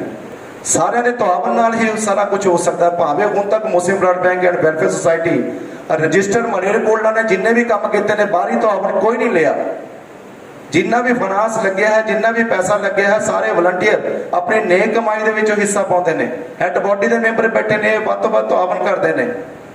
ਲੇਕਿਨ ਇਸ ਕੰਮ ਦੇ ਵਿੱਚ ਤੁਹਾਡੇ ਸਾਰਿਆਂ ਦਾ ਸਾਥ ਸਾਨੂੰ ਜ਼ਰੂਰੀ ਹੈ ਕਿਉਂਕਿ ਅਸੀਂ ਇਕੱਲੇ ਇੰਨਾ ਗੋਸ਼ਤ ਕਲੈਕਟ ਨਹੀਂ ਕਰ ਪਾਵਾਂਗੇ ਜਿੰਨੇ ਸਾਡੇ ਕੋਲ ਨੀਡੀ ਫੈਮਲੀਜ਼ ਅਸੀਂ ਲੱਭ ਲਈਆਂ। ਸਾਡੇ ਵਲੰਟੀਅਰਸ ਨੇ ਇੱਕ ਪਲਾਨ ਦੇ ਤਹਿਤ ਘਰ ਘਰ ਜਾ ਕੇ ਮਸਜਿਦ ਜਾ ਕੇ ਇਹ ਕੰਮ ਕੀਤਾ ਹੈ। ਉਹ ਪਲਾਨਿੰਗ ਤੁਹਾਡਾ ਸਾਡਾ ਅਗਲਾ ਬੁਲਾਰਾ ਤੁਹਾਨੂੰ ਦੱਸੇਗਾ ਕਿ ਇਹ ਰਿਪੋਰਟ ਪੇਸ਼ ਕਰੇਗਾ ਤੁਹਾਡੇ ਸਾਰਿਆਂ ਸਾਹਮਣੇ। ਰਿਪੋਰਟ ਅਸੀਂ ਇਸ ਕਰਕੇ ਪੇਸ਼ ਕਰ ਰਹੇ ਹਾਂ ਕਿ ਤੁਹਾਡੇ ਸਾਥ ਦੀ ਸਾਨੂੰ ਜ਼ਰੂਰਤ ਹੈ। ਸੋ ਉਸੇ ਸੋਚ ਔਰ ਫਿਕਰ ਨੂੰ ਲੈ ਕੇ ਅੱਜ ਅਸੀਂ ਇੱਥੇ ਇਕੱਠੇ ਹੋਏ ਹਾਂ। ਵਾਕਈ ਤੁਸੀਂ ਸਾਰੇ ਜਿੰਨੇ ਵੀ ਹਾਜ਼ਰ ਹੋ ਸਾਰੇ ਮੁਬਾਰਕਬਾਦ ਦੇ ਮੁਸਤਹਿਕ ਹੋ ਕਿ ਤੁਹਾਡੇ ਅੰਦਰ ਇੱਕ ਨੇਕੀ ਦੀ ਕਿਰਨ ਜਿਹੜੀ ਹੈ ਉਪਜੀ ਹੈ।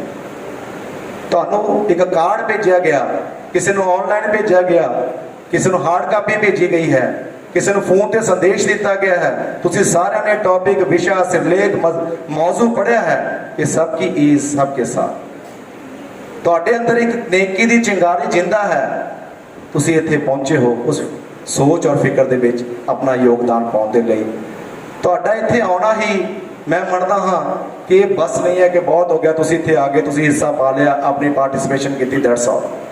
ਤੁਸੀਂ ਜਾ ਕੇ ਅੱਗੇ ਆਪਣੇ ਵਲੰਟੀਅਰਸ ਜੋੜਨੇ ਨੇ, ਲੋਕਾਂ ਨੂੰ ਜਾਗਰੂਕ ਕਰਨਾ ਹੈ। ਜੋ ਮਜਬੂਰੀ ਬਸ ਕਿਸੇ ਕਾਰਨ ਕਰਕੇ ਅੱਜ ਇੱਥੇ ਨਹੀਂ ਪਹੁੰਚ ਸਕੇ, ਤੁਸੀਂ ਹਰੇਕ ਬੰਦੇ ਨੇ 2-2, 3-3, 4-4, 5-5 ਬੰਦਿਆਂ ਦਾ ਇੱਕ ਟਾਰਗੇਟ ਲੈ ਕੇ ਜਾਣਾ ਹੈ ਕਿ ਮੈਂ ਆਪਣੇ ਰਿਸ਼ਤੇਦਾਰਾਂ 'ਚ, ਮੈਂ ਆਪਣੇ ਦੋਸਤਾਂ ਦੇ ਵਿੱਚ, ਮੈਂ ਆਪਣੇ ਗੁਆਂਢੀਆਂ ਦੇ ਵਿੱਚ, ਮੈਂ ਆਪਣੇ ਮੁਹੱਲੇਦਾਰਾਂ 'ਚ, ਮੈਂ ਆਪਣੇ ਮਾਝੇ ਦੇ ਸਾਥੀਆਂ 'ਚ, ਮੈਂ ਆਪਣੇ ਸਕੂਲ ਦੇ ਸਾਥੀਆਂ 'ਚ, ਮੈਂ ਦੁਕਾਨ ਦੇ ਸਾਥੀਆਂ 'ਚ, ਮੈਂ ਆਪਣੇ ਖੇਤੀ ਦੇ ਸਾਥੀਆਂ ਦੇ ਵਿੱਚ ਇੰਨੇ ਸਾਥੀਆਂ ਨੂੰ ਇਸ ਵਿਸ਼ੇ ਬਾਰੇ ਦੱਸੂਗਾ, ਮੁਸਲਿਮ ਬਲੱਡ ਬੈਂਕ ਦੇ ਉਪਰਾਲੇ ਬਾਰੇ ਦੱਸੂਗਾ ਤੇ ਮੈਂ ਪੂਰੀ ਕੋਸ਼ਿਸ਼ ਕਰੂੰਗਾ ਕਿ ਉਹ ਸਾਡੇ ਨਾਲ ਜੁੜਨ ਤੇ ਆਪਣਾ 100% ਦੇ।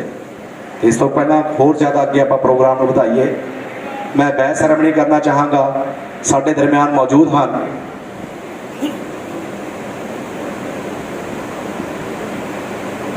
ਸਾਡੇ ਦਰਮਿਆਨ ਮੌਜੂਦ ਹਨ ਸਾਡੇ ਅੱਜ ਦੇ ਮਹਿਮਾਨ ਡਾਕਟਰ ਨਾਵੇਦ ਅਸਲਮ ਜੀ।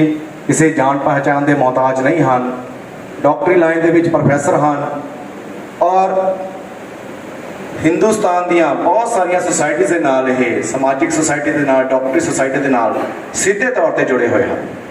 ਤੇ ਸਾਨੂੰ ਖੁਸ਼ੀ ਦੀ ਗੱਲ ਹੈ ਕਿ ਸਾਡੇ ਨਾਲ ਵੀ ਜੁੜੇ ਹਨ ਤੇ ਸਾਡੇ ਛੋਟੇ ਜਿਹੇ ਬੁਲਾਵੇ ਦੇ ਉੱਤੇ ਇੰਨੇ ਕੀਮਤੀ ਸਮੇਂ 'ਚੋਂ ਸਮਾਂ ਕੱਢ ਕੇ ਆਏ ਹਨ ਤੇ ਇਹਨਾਂ ਦੇ ਵੀ ਬੈਚ ਲਗਾਇਆ ਜਾਣਾ ਹੈ। ਸਾਡੇ ਪੰਜਾਬ ਦੇ ਮੋਹਤਵਰ ਸ਼ਖਸੀਅਤ ਜਿਨ੍ਹਾਂ ਨੂੰ ਅਸੀਂ ਹਮੇਸ਼ਾ ਦੇਖਦੇ ਹਾਂ, ਸੁਣਦੇ ਹਾਂ, ਅਸੀਂ ਉਹਨਾਂ ਤੋਂ ਰਹਿਨੁਮਾਈ ਪ੍ਰਾਪਤ ਕਰਦੇ ਹਾਂ। ਸਾਡੇ ਸਾਹਮਣੇ ਬੈਠੇ ਨੇ ਮੁਫਤੀ ਇਰਤਕਾਲ ਹਸਨ ਸਾਹਿਬ ਕਾਂਦਲਵੀ, ਸਾਡੇ ਪੰਜਾਬ ਦੇ ਮੁਫਤੀ ਆਜ਼ਮ ਪੰਜਾਬ ਹਨ। ਹਮੇਸ਼ਾ ਜਦੋਂ ਵੀ ਮਲੇਰਕੋਟਲਾ ਵਾਸੀਆਂ ਨੂੰ ਇਹਨਾਂ ਦੀ ਜ਼ਰੂਰਤ ਪੈਂਦੀ ਹੈ ਇਹ ਅੱਗੇ ਪੇਸ਼ ਰਹਿੰਦੇ ਨੇ। ਮੈਨੂੰ ਖੁਸ਼ੀ ਦੀ ਗੱਲ ਹੈ ਕਿ Muslim blood bank and welfare society ਦੇ ਮੈਂਬਰ ਵੀ ਨੇ, ਗਰੁੱਪ ਦੇ ਵਿੱਚ ਜੁੜੇ ਵੀ ਹੋਏ ਨੇ, ਸਾਡੀ ਰਹਿਨੁਮਾਈ ਵੀ ਕਰਦੇ ਨੇ। ਜਦੋਂ ਵੀ ਬੁਲਾਇਆ ਜਾਂਦਾ ਹੈ ਇੱਕ ਸੁਨੇਹੇ ਦੇ ਉੱਤੇ ਹੀ ਭੱਜੇ ਆਉਂਦੇ। ਇਸ ਦੇ ਲੋਕਾਂ ਦੀ ਰਹਿਨੁਮਾਈ ਸਦਕਾ ਹੀ, ਇਹਨਾਂ ਦੀ ਅਗਵਾਈ ਸਦਕਾ ਹੀ ਇਹ ਸਾਡੇ ਵਲੰਟੀਅਰਸ ਨੇ ਜਿਹੜੇ ਇਹਨਾਂ ਦੇ ਵਿੱਚ ਜੋਸ਼ ਰਹਿੰਦਾ ਹੈ। ਮੈਂ ਤੁਹਾਨੂੰ ਵੀ ਅਪੀਲ ਕਰਦਾ ਹਾਂ ਕਿ ਵੱਧ ਤੋਂ ਵੱਧ ਲੋਕ ਤੁਸੀਂ Muslim blood bank and welfare society registered Malerkotla ਦੇ ਨਾਲ ਜੁੜੋ। ਤੋਂ ਸਭ ਤੋਂ ਪਹਿਲਾਂ ਮੈਂ ਆਵਾਜ਼ ਦਿੰਦਾ ਹਾਂ ਮੁਹੰਮਦ ਖਾਲਿਕ ਕੁਰੈਸ਼ੀ ਸਾਹਿਬ ਸਾਡੇ ਦਰਮਿਆਨ ਮੌਜੂਦ ਹਨ, ਸਾਡੀ ਹੈਡ ਬੋਡੀ ਦੇ ਮੈਂਬਰ ਹਨ। ਮੁਹੰਮਦ ਬਸ਼ੀਰ ਖਾਨ ਸਾਹਿਬ, ਇਹ ਦੋਨੇ ਸਾਡੇ ਜਿਹੜੇ ਸਾਥੀ ਨੇ ਇਹ ਡਾਕਟਰ ਨਾਵੇਦ ਅਸਲਮ ਜੀ ਦੇ ਬੈਚ ਲਗਾ ਕੇ ਉਹਨਾਂ ਦਾ ਮਾਣ ਸਤਿਕਾਰ ਕਰਨਗੇ ਤੇ ਉਹਨਾਂ ਨੂੰ ਜੀ ਆਇਆਂ ਆਖਣਗੇ। ਸੋ ਵਲੰਟੀਅਰਸ ਨੂੰ ਗੁਜ਼ਾਰਿਸ਼ ਹੈ ਕਿ ਜਲਦੀ ਤੋਂ ਜਲਦੀ ਜੀ ਬੈਚ ਲੈ ਕੇ ਆ ਜਾਣ ਜੀ। ਆ ਜਾਓ ਬੇਟਾ ਜੀ, ਉੱਪਰ ਆ ਜਾਓ।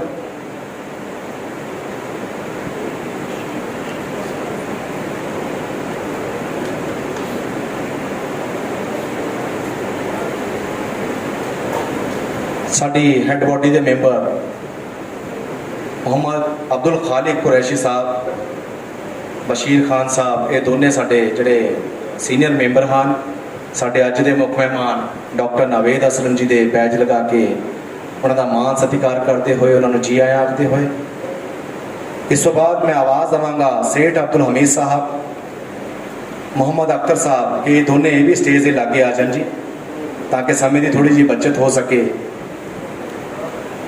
ਸੇਠ ਅਬਦੁਲ ਹਮੀਦ ਸਾਹਿਬ, ਮੁਹੰਮਦ ਅਖਤਰ ਸਾਹਿਬ, ਇਹ ਵੀ ਸਾਡੀ ਹੈਡ ਬੋਡੀ ਦੇ ਸੀਨੀਅਰ ਮੈਂਬਰਸ ਹਨ, ਬਹੁਤ ਜੁਝਾਰੂ ਸਾਥੀ ਹਨ ਸਾਡੇ।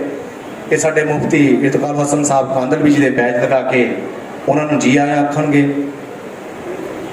ਸੇਠ ਅਬਦੁਲ ਹਮੀਦ ਸਾਹਿਬ, ਮੁਹੰਮਦ ਅਖਤਰ ਸਾਹਿਬ, ਮੁਹੰਮਦ ਹਾਸ਼ਿਮ, ਸੁਲਤਾਨ ਅਹਿਮਦ ਸਾਹਿਬ, ਇਹ ਵੀ ਸਟੇਜ ਦੇ ਲਾਗੇ ਆ ਜਾਣ ਜੀ। ਮੁਹੰਮਦ ਹਾਸ਼ਿਮ JB ਰਿਟੇਲਰਸ ਤੋਂ ਸਾਡੇ ਸਹਿਯੋਗੀ ਹਨ, ਸਾਥੀ ਹਨ, ਮਿੱਤਰ ਹਨ, ਪੜੋਸੀ ਵੀ ਹਨ। ਤੇ ਨਾਲ ਸੁਲਤਾਨ ਅਹਿਮਦ ਸਾਹਿਬ,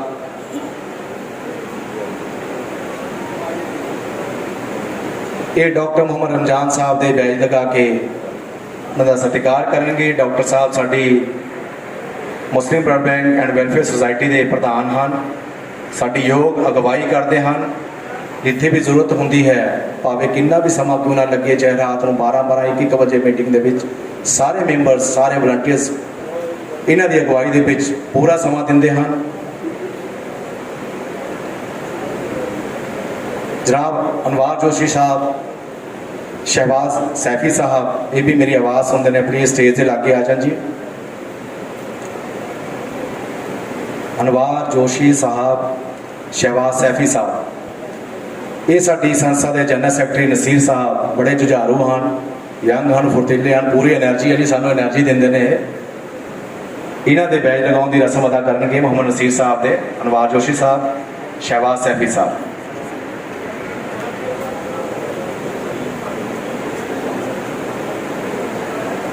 ਮੁਹੰਮਦ ਅਸ਼ਰਫ ਸਾਹਿਬ, ਇਕਰਾਮੁਰ ਰਹਿਮਾਨ ਸਾਹਿਬ, ਪ੍ਰੋਫੈਸਰ ਇਕਰਾਮੁਰ ਰਹਿਮਾਨ ਸਾਹਿਬ, ਉਹ ਵੀ ਪਲੀਜ਼ ਸਟੇਜ ਦੇ ਲਾਗੇ ਆ ਜਾਣ ਜੀ। ਮੁਹੰਮਦ ਅਸ਼ਰਫ ਸਾਹਿਬ, ਪ੍ਰੋਫੈਸਰ ਇਕਰਾਮੁਰ ਰਹਿਮਾਨ ਸਾਹਿਬ, ਸਾਡੇ ਜੁਝਾਰੂ ਵਰਕਰ ਹਨ, ਸਾਥੀ ਹਨ। ਇਹ ਮਾਸਟਰ ਅਬਦੁਲ ਹਮੀਦ ਸਾਹਿਬ ਦੇ ਸਾਡੇ ਸਰਪ੍ਰਸਤ ਹਨ, ਉਹਨਾਂ ਦੇ ਬੈਗ ਲਗਾਉਣ ਦੀ ਰਸਮ ਅਦਾ ਕਰਨਗੇ।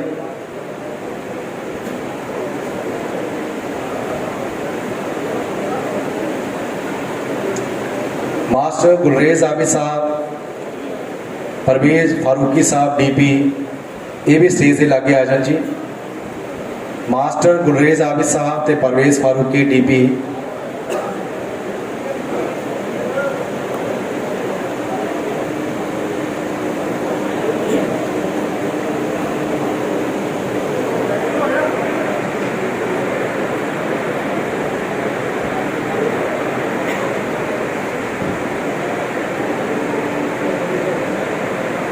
आजो सर, आजो जल्दी आजो।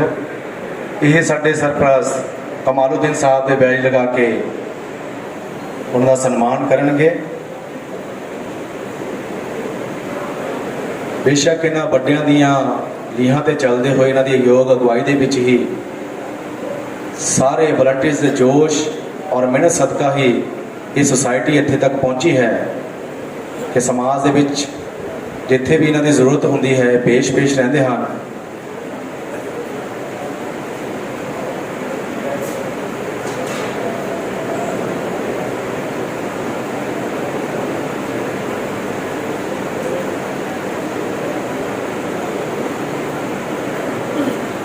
एक ਤੁਹਾਡੇ ਸਾਰੇ ਹਾਜ਼ਰੀਨ ਦੀ ਸੂਚਨਾ ਹਿੱਤ ਹੈ ਜੀ ਕਿ ਤੁਹਾਡੇ ਪਿਛਲੇ ਪਾਸੇ ਸਾਡੇ ਵਲੰਟੀਅਰਸ ਨੇ ਇੱਕ ਟੇਬਲ ਲਗਾਇਆ ਹੈ ਜਿਸ ਤੇ ਸਾਡੇ ਵਲੰਟੀਅਰ ਡਿਊਟੀ ਦੇ ਰਹੇ ਹਨ। ਅਗਰ ਕੋਈ ਵੀ ਬਲੱਡ ਡੋਨੇਟ ਕਰਨ ਦੇ ਇਰਾਦੇ ਦੇ ਨਾਲ ਇਸ ਸੰਸਥਾ ਦੇ ਨਾਲ ਜੁੜਨਾ ਚਾਹੁੰਦਾ ਹੈ ਤਾਂ ਪਲੀਜ਼ ਉੱਥੇ ਜਾ ਕੇ ਆਪਣਾ ਨਾਮ, ਮੋਬਾਈਲ ਨੰਬਰ ਵਗੈਰਾ ਤੇ ਬਲੱਡ ਗਰੁੱਪ ਵਗੈਰਾ ਲਿਖਵਾ ਸਕਦੇ ਹਨ। ਤੇ ਦੂਸਰੀ ਸੂਚਨਾ ਹੈ ਕਿ ਜਿਸ ਮਕਸਦ ਦੇ ਲਈ ਅੱਜ ਅਸੀਂ ਤੇ ਇਕੱਠੇ ਹੋਏ ਹਾਂ ਉਸ ਦੇ ਵਿੱਚ ਤੁਸੀਂ ਜੋ ਵੀ ਯੋਗਦਾਨ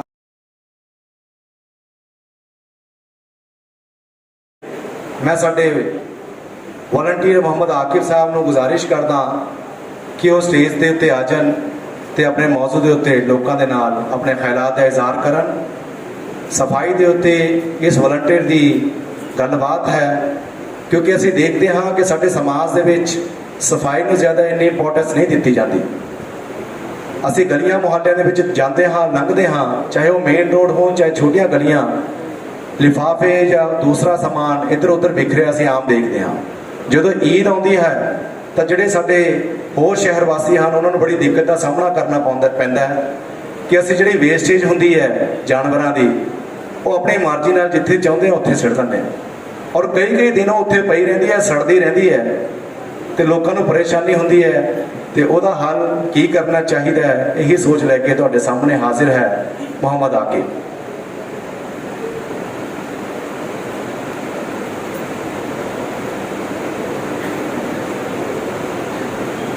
अस्सलाम वालेकुम, मैं मोहम्मद आकिब अज सफाई के मौजू पर जो कि अपनी ज़िंदगी के अंदर और समाज के अंदर बहुत ही ज़्यादा अहमियत रखता है उसके ऊपर थोड़ी रोशनी पाना चाहूँगा। आप सारे पता है कि आने वाले दिनों में बकरा ईद, ईद उल अज़हा बहुत ही करीब आ चुकी है और ईद उल अज़हा के अंदर सफाई जो कि बहुत ही अहमियत रखती है। सब तो पहला कि अपने हजूर सल्लल्लाहु अलैहि वसल्लम उन्होंने फरमाया कि एक हदीस मफहूम है कि सफाई अद्धा ईमान है। जो आप थोड़ा पिछे निगाह मारीए तो अपने पुराने घर थे जोड़े वो कच्चे होंगे सीगे, जब अपने लोग कुर्बानी करते सीगे, जब अपने लोग कुर्बानी करते सीगे तो अपने वेड़िया के अंदर अपने घर के अंदर गोहा पुट के मिट्टी पुट के कुर्बानी करते सीगे जिस नाल खून वो अंदर मिट्टी के अंदर बहता सीगा और उत्थे जज्ब हो जाता सीगा तो नालियां च रुड़न तो बचता सीगा। अज आप अपने आले दुआले निगाह मारीए तो तकरीबन सारे ही घर पक्के हो चुके हैं।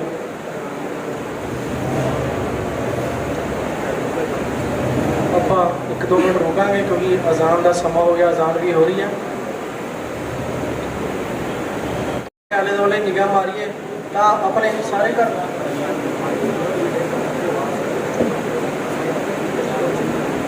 जब आप निगाह मारी अपने आले दुआले तो अपने तकरीबन सारे ही घर पक्के हो चुके हैं कि जब हम आप कुर्बानी करते हैं तो कुर्बानी का जोड़ा बकरे का खून है वो नालियां च रुड़ता है जो कि इस्लामिक तौर पर और समाजिक तौर पर दोनों ही तौर पर गलत है। तो खून है जोड़ा इस्लामी इलाकों से निकल के अपने गैर मुस्लिम भाइयों के घर के मूल भी निकलता है जो कि उन्होंने भी आपको भी नहीं अच्छा लगता तो उन्होंने कितने अच्छा लगता होगा। ਤਾਂ ਇਸ ਦਾ ਅਲਟਰਨੇਟ ਹੈ ਕਿ ਆਪਾਂ ਈਦ ਤੋਂ ਪਹਿਲਾਂ ਹੀ ਇੱਕ ਐਸੀ ਜਗ੍ਹਾ ਦਾ, ਇੱਕ ਸਾਂਝੀ ਜਗ੍ਹਾ ਦਾ, ਜੇ ਆਪਾਂ ਪੰਜਾਬੀ 'ਚ ਕਹਿ ਦਈਏ ਤਾਂ ਥਾਈਆਂ ਦਾ ਇੰਤਜ਼ਾਮ ਕਰਕੇ ਰੱਖੀਏ ਕਿ ਕੱਚੀ ਜਗ੍ਹਾ ਦਾ, ਜਿਸ ਦੇ ਅੰਦਰ ਆਪਾਂ ਕੁਰਬਾਨੀ ਕਰੀਏ ਔਰ ਬੱਕਰੇ ਦਾ ਖੂਨ ਉੱਥੇ ਜਜ਼ਬ ਹੋ ਜਾਵੇ, ਜੋ ਕਿ ਇੱਕ ਅੱਛੀ ਬਾਤ ਹੋਊਗੀ ਔਰ ਖੂਨ ਨਾਲੀਆਂ ਤੋਂ ਰੁੜਨ ਤੋਂ ਵੀ ਬਚੂਗਾ। ਔਰ ਆਪਾਂ ਉਸ ਤੋਂ ਅੱਗੇ ਵਧਦੇ ਜਦੋਂ ਬੱਕਰੇ ਦਾ ਜਿਹੜਾ ਵੇਸਟ ਹੁੰਦਾ, ਕੁਰਬਾਨੀ ਦਾ ਵੇਸਟ ਹੁੰਦਾ, ਉਹ ਆਪਾਂ ਆਪਣੇ 'ਚੋਂ ਬਹੁਤੇ ਲੋਕ ਨੇ ਜਿਹੜੇ ਉਹ ਖੁੱਲ੍ਹੇ 'ਚ ਛੱਡ ਦਿੰਦੇ ਨੇ ਆਮ, ਜੋ ਕਿ ਆਪਾਂ ਥੋੜ੍ਹੀ ਦੇਰ ਬਾਅਦ ਨਿਗਾਹ ਮਾਰੀਏ ਤਾਂ ਉਸ ਤੋਂ ਬਦਬੂ ਪੈਦਾ ਹੁੰਦੀ ਹੈ, ਮੱਖੀਆਂ ਆਉਂਦੀਆਂ ਨੇ ਔਰ ਬਿਮਾਰੀਆਂ ਦਾ ਕਾਰਨ ਬਣਦਾ। ਔਰ ਆਪਾਂ ਥੋੜ੍ਹੀ ਦੇਰ ਬਾਅਦ ਨਿਗਾਹ ਮਾਰੀਏ ਤਾਂ ਉਹ ਕਾਫੀ ਦਿਨ ਪਿਆ ਰਹਿੰਦਾ ਔਰ ਅਵਾਰਾ ਜਾਨਵਰ ਨੇ ਜੋ ਖਾਸ ਕਰਕੇ ਕੁੱਤੇ ਔਰ ਉਸ ਨੂੰ ਘੜੀਸੀ ਫਿਰਦੇ ਨੇ, ਜੋ ਕਿ ਰਾਹਗੀਰਾਂ ਨੂੰ ਪਰੇਸ਼ਾਨੀ ਦਿੰਦਾ, ਉਹਨਾਂ ਨੂੰ ਅੱਛਾ ਵੀ ਨਹੀਂ ਲੱਗਦਾ। ਔਰ ਇਸ ਦਾ ਵੀ ਅਲਟਰਨੇਟ ਹੈ ਕਿ ਆਪਾਂ ਉਸ ਨੂੰ ਪ੍ਰੋਪਰਲੀ ਡਿਸਪੋਜ਼ ਆਫ ਕਰੀਏ ਔਰ ਉਸ ਨੂੰ ਲਿਫਾਫੇ 'ਚ ਬੰਦ ਕਰਕੇ ਇੱਕ ਐਸੀ ਜਗ੍ਹਾ ਰੱਖੀਏ ਤਾਂ ਜੋ ਉਸ ਨੂੰ ਅਵਾਰਾ ਜਾਨਵਰ ਨਾ ਖਿਲਾਰ ਸਕਣ। ਔਰ ਉਸ ਤੋਂ ਅੱਗੇ ਜਾਈਏ ਤਾਂ ਆਪਣਾ ਇੱਕ ਅਹਿਮ ਮੌਜੂ ਹੈ ਜੋ ਕਿ ਈਦ ਦੇ ਦਿਨਾਂ 'ਚ ਆਪਾਂ ਨੂੰ ਦੇਖਣ ਨੂੰ ਮਿਲਦਾ ਕਿ ਬਹੁਤ ਸਾਰੇ ਕਸਾਈ ਨੇ, ਜਿਹੜੇ ਆਪਣੇ ਕਸਾਈ ਭਾਈ, ਉਹ ਸਿਰੀਆਂ ਨਾ ਬਾਜ਼ਾਰਾਂ 'ਚ ਬੈਠ ਕੇ, ਮੁਹੱਲਿਆਂ 'ਚ ਬਾਹਰ ਖੁੱਲ੍ਹੇ 'ਚ ਬੈਠ ਕੇ ਸਵਾਰਦੇ ਨੇ, ਜੋ ਕਿ ਰਾਹਗੀਰਾਂ ਨੂੰ ਅੱਛਾ ਵੀ ਨਹੀਂ ਲੱਗਦਾ। ਅਗਰ ਆਪਾਂ ਮਿਸਾਲ ਦੇ ਤੌਰ 'ਤੇ ਲਈਏ ਤਾਂ ਅਗਰ ਕੋਈ ਆਪਣੇ ਘਰਾਂ ਦੇ ਮੂਹਰੇ ਕੋਈ ਆਪਣੀ ਨਾਪਸੰਦਾ ਚੀਜ਼ ਖਿਲਾਰ ਦੇਵੇ, ਆਪਾਂ ਨੂੰ ਬਹੁਤ ਜ਼ਿਆਦਾ ਬੁਰਾ ਲੱਗੂਗਾ। ਆਪਾਂ ਉਸ ਦੇ ਨਾਲ ਖੁਦਾ ਨਾ ਖਾਸਤਾ ਕਿ ਲੜਨ ਤੱਕ ਜਾਵਾਂਗੇ। ਤਾਂ ਜਦੋਂ ਸਿਰੀਆਂ ਸਵਾਰਦੇ ਤਾਂ ਆਪਣੇ ਗੈਰ ਮੁਸਲਿਮ ਭਾਈ ਕੀ ਆਪਣੇ ਮੁਸਲਮਾਨ ਭਾਈਆਂ ਨੂੰ ਵੀ ਅੱਛਾ ਨਹੀਂ ਲੱਗਦਾ ਕਿ ਕਿਸੇ ਦਾ ਬੱਕਰੇ ਦਾ ਕੰਨ ਗਿਰਿਆ ਪਿਆ, ਕਿਸੇ ਦੀਆਂ ਹੱਡੀਆਂ ਗਿਰੀਆਂ ਪਈਆਂ ਨੇ। ਤਾਂ ਆਪਾਂ ਉਹਨਾਂ ਨੂੰ ਦਿਲੋਂ ਰਿਕੁਐਸਟ ਕਰੀਏ, ਬੜੇ ਹੀ ਪਿਆਰ ਨਾਲ ਰਿਕੁਐਸਟ ਕਰੀਏ, ਇੱਜ਼ਤ ਇਹਤਰਾਮ ਦੇ ਨਾਲ, ਕਿ ਉਹ ਇੱਕ ਸਾਂਝੀ ਜਗ੍ਹਾ 'ਤੇ ਜਾ ਕੇ ਪਰਦੇ ਦੇ ਅੰਦਰ ਸਿਰੀਆਂ ਸਵਾਰਨ, ਤਾਂ ਜੋ ਕਿ ਇੱਕ ਅੱਛਾ ਹੋਊਗਾ ਔਰ ਮਿਸਾਲ ਬਣੂਗਾ। ਆਪਾਂ ਲੋਕਾਂ ਨੂੰ ਇਹਨਾਂ ਚੀਜ਼ਾਂ ਦੇ ਉੱਪਰ ਧਿਆਨ ਰੱਖਦੇ ਹੋਏ ਰਿਕੁਐਸਟ ਕਰੀਏ, ਆਪ ਵੀ ਇਹਨਾਂ ਚੀਜ਼ਾਂ ਦੇ ਉੱਪਰ ਅਮਲ ਕਰੀਏ, ਤਾਂ ਜੋ ਆਪਾਂ ਮਿਸਾਲ ਬਣ ਸਕੀਏ ਕਿ ਮਲੇਰਕੋਟਲਾ ਸ਼ਹਿਰ ਦੇ ਅੰਦਰ ਕਿ ਕਿਸ ਤਰ੍ਹਾਂ ਸਫਾਈ ਰੱਖੀ ਜਾ ਸਕਦੀ ਹੈ। ਔਰ ਇਹਨਾਂ ਹੀ ਗੱਲਾਂ ਨੂੰ ਲੈ ਕੇ, ਇਹਨਾਂ ਹੀ ਮੌਜੂ ਨੂੰ ਲੈ ਕੇ ਸਾਡੇ ਸ਼ਹਿਰ ਦੇ ਜੰਮਪਲ ਆਨਰੇਬਲ ਗੁਲਜ਼ਾਰ ਸਾਹਿਬ, ਜੋ ਕਿ ਇੱਕ ਵੀਡੀਓ ਕਲਿੱਪ ਰਾਹੀਂ ਆਪਣੇ ਹੀ ਮੌਜੂ ਦੇ ਉੱਪਰ ਰੋਸ਼ਨੀ ਪਾਈ ਹੈ, ਤਾਂ ਇਹ ਪੇਸ਼ੇ ਨਜ਼ਰ ਹੈ ਕਿ ਵੀਡੀਓ ਕਲਿੱਪ। ਇਸ ਤੋਂ ਬਾਅਦ ਮੈਂ ਆਪਣੀ ਤਕਰੀਰ ਦਾ ਅੰਤ ਕਰੂੰਗਾ। ਸ਼ਾਮ ਸਹੀ ਜਗ੍ਹਾ ਤੇ ਕਮੇਟੀ ਦੇ ਰੱਖੇ ਗਈਆਂ ਟਰਾਲੀਆਂ ਦੇ ਵਿੱਚ ਜਾਂ ਆਪਣੇ ਘਰ ਦੇ ਵਿੱਚ ਸੰਭਾਲ ਕੇ ਰੱਖੋ, ਤੇ ਜਦੋਂ ਟਰਾਲੀਆਂ ਨੇ ਉਹਦੇ ਵਿੱਚ ਪਾ ਕੇ ਸੁੱਟਣਾ ਚਾਹੀਦਾ। ਇਸ ਦੇ ਨਾਲ ਤੁਹਾਡਾ ਆਪਣੀ ਇਮੇਜ ਦੀ ਸੁਸਾਇਟੀ ਵਿੱਚ ਅੱਛੀ ਹੋਏਗੀ ਅਤੇ ਸਾਰਾ ਵਾਤਾਵਰਨ ਵੀ ਸਾਫ਼ ਹੋਵੇਗਾ। ਹੁਣ ਕੁਝ ਹੀ ਦਿਨਾਂ ਵਿੱਚ ਕੁਰਬਾਨੀ ਦਾ ਤਿਉਹਾਰ ਆ ਰਿਹਾ, ਸਾਰੇ ਲੋਕ ਖੁਸ਼ੀਆਂ ਨਾਲ ਤਿਉਹਾਰ ਮਨਾਉਣਗੇ। ਇੱਥੇ ਆਪਾਂ ਨੇ ਇਸ ਗੱਲ ਦਾ ਧਿਆਨ ਰੱਖਣਾ ਹੈ ਕਿ ਕਿਸੇ ਵੀ ਦੂਸਰੇ ਵਿਅਕਤੀ ਨੂੰ, ਆਪਣੇ ਗੁਆਂਢੀ ਨੂੰ ਇਹ ਮਹਿਸੂਸ ਨਾ ਹੋਵੇ ਕਿ ਤੁਹਾਡੀ ਕੁਰਬਾਨੀ ਨਾਲ ਉਹਨੂੰ ਤਕਲੀਫ ਹੋ ਰਹੀ। ਤੁਸੀਂ ਜਦੋਂ ਕੁਰਬਾਨੀ ਕਰਨੀ ਹੈ, ਹਰੇਕ ਨੇ ਆਪਣੇ ਘਰ ਵਿੱਚ ਕੁਰਬਾਨੀ ਕਰਕੇ ਉਸ ਦਾ ਖੂਨ ਅਤੇ ਮਲਵਾ, ਗੰਦਗੀ, ਜੋ ਵੀ ਬਕਾਇਆ ਰੈਜ਼ੀਡਿਊ ਹੈ, ਉਹ ਸੀਵਰੇਜ ਦੇ ਵਿੱਚ ਨਹੀਂ ਸੁੱਟਣਾ, ਗਲੀਆਂ ਮੁਹੱਲਿਆਂ 'ਚ ਨਹੀਂ ਸੁੱਟਣਾ, ਅਤੇ ਉਹਨੂੰ ਆਪਣਾ ਇਕੱਠਾ ਕਰਕੇ ਕਮੇਟੀ ਵੱਲੋਂ ਖੜੀਆਂ ਕੀਤੀਆਂ ਟਰਾਲੀਆਂ, ਜੋ ਕਿ ਮੁਸਲਿਮ ਬਲੱਡ ਬੈਂਕ ਦੇ ਦੇਖ ਹੇਠ ਲਗਾਈਆਂ ਜਾਣਗੀਆਂ। ਹਰੇਕ ਮੁਹੱਲੇ ਵਿੱਚ ਟਰਾਲੀ ਖੜੀ ਕੀਤੀ ਜਾਊਗੀ ਅਤੇ ਉਸ ਟਰਾਲੀ ਦੇ ਵਿੱਚ ਆਪਣਾ ਸਾਰਾ ਮਲਬਾ ਇਕੱਠਾ ਕਰਕੇ ਬਲੱਡ ਬੈਂਕ ਵੱਲੋਂ ਦਿੱਤੇ ਗਏ ਲਿਫਾਫਿਆਂ ਵਿੱਚ ਪਾ ਕੇ ਉਸ ਟਰਾਲੀ ਵਿੱਚ ਰੱਖਿਆ ਜਾਣਾ।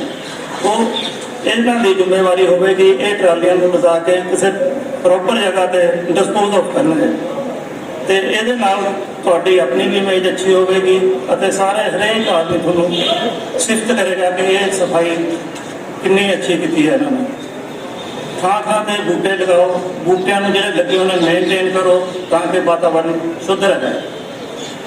ਕੁਰਬਾਨੀ ਦਾ ਤਿਉਹਾਰ ਹੈ, ਇਹਨੂੰ ਜੋ ਵੀ ਕੁਰਾਨ ਦੇ ਤਰੀਕੇ ਨਾਲ, ਹਦੀਸ ਦੇ ਤਰੀਕੇ ਨਾਲ ਦੱਸਿਆ ਉਸ ਤਰ੍ਹਾਂ ਤਕਸੀਮ ਕਰੋ। ਜੋ ਵੀ ਇਸ ਕੰਮ ਨੂੰ ਅੰਜਾਮ ਦੇਣ ਲਈ ਇਹ ਬਲੱਡ ਬੈਂਕ ਵੱਲੋਂ ਥਾਂ ਥਾਂ 'ਤੇ ਫਰੀਜ਼ਰ ਵਿੱਚ ਗੋਸ਼ਤ ਇਕੱਠਾ ਕੀਤਾ ਜਾਊਗਾ ਅਤੇ ਜ਼ਰੂਰਤਮੰਦ ਲੋਕਾਂ ਨੂੰ ਦਿੱਤਾ ਜਾਊਗਾ। ਤੇ ਆਪਣੇ ਘਰ ਵਿੱਚ ਸਿਰਫ ਉਹਨਾਂ ਕੁ ਹੀ ਗੋਸ਼ਤ ਯੂਜ਼ ਕਰੋ ਜਿੰਨਾ ਕੁ ਤੁਸੀਂ 1-2 ਟਾਈਮ ਲਈ ਖਾ ਸਕਦੇ ਹੋ। ਫਰੀਜ਼ਰ 'ਤੇ ਰੱਖਣਾ ਕੋਈ ਅੱਛੀ ਬਾਤ ਨਹੀਂ ਹੈ।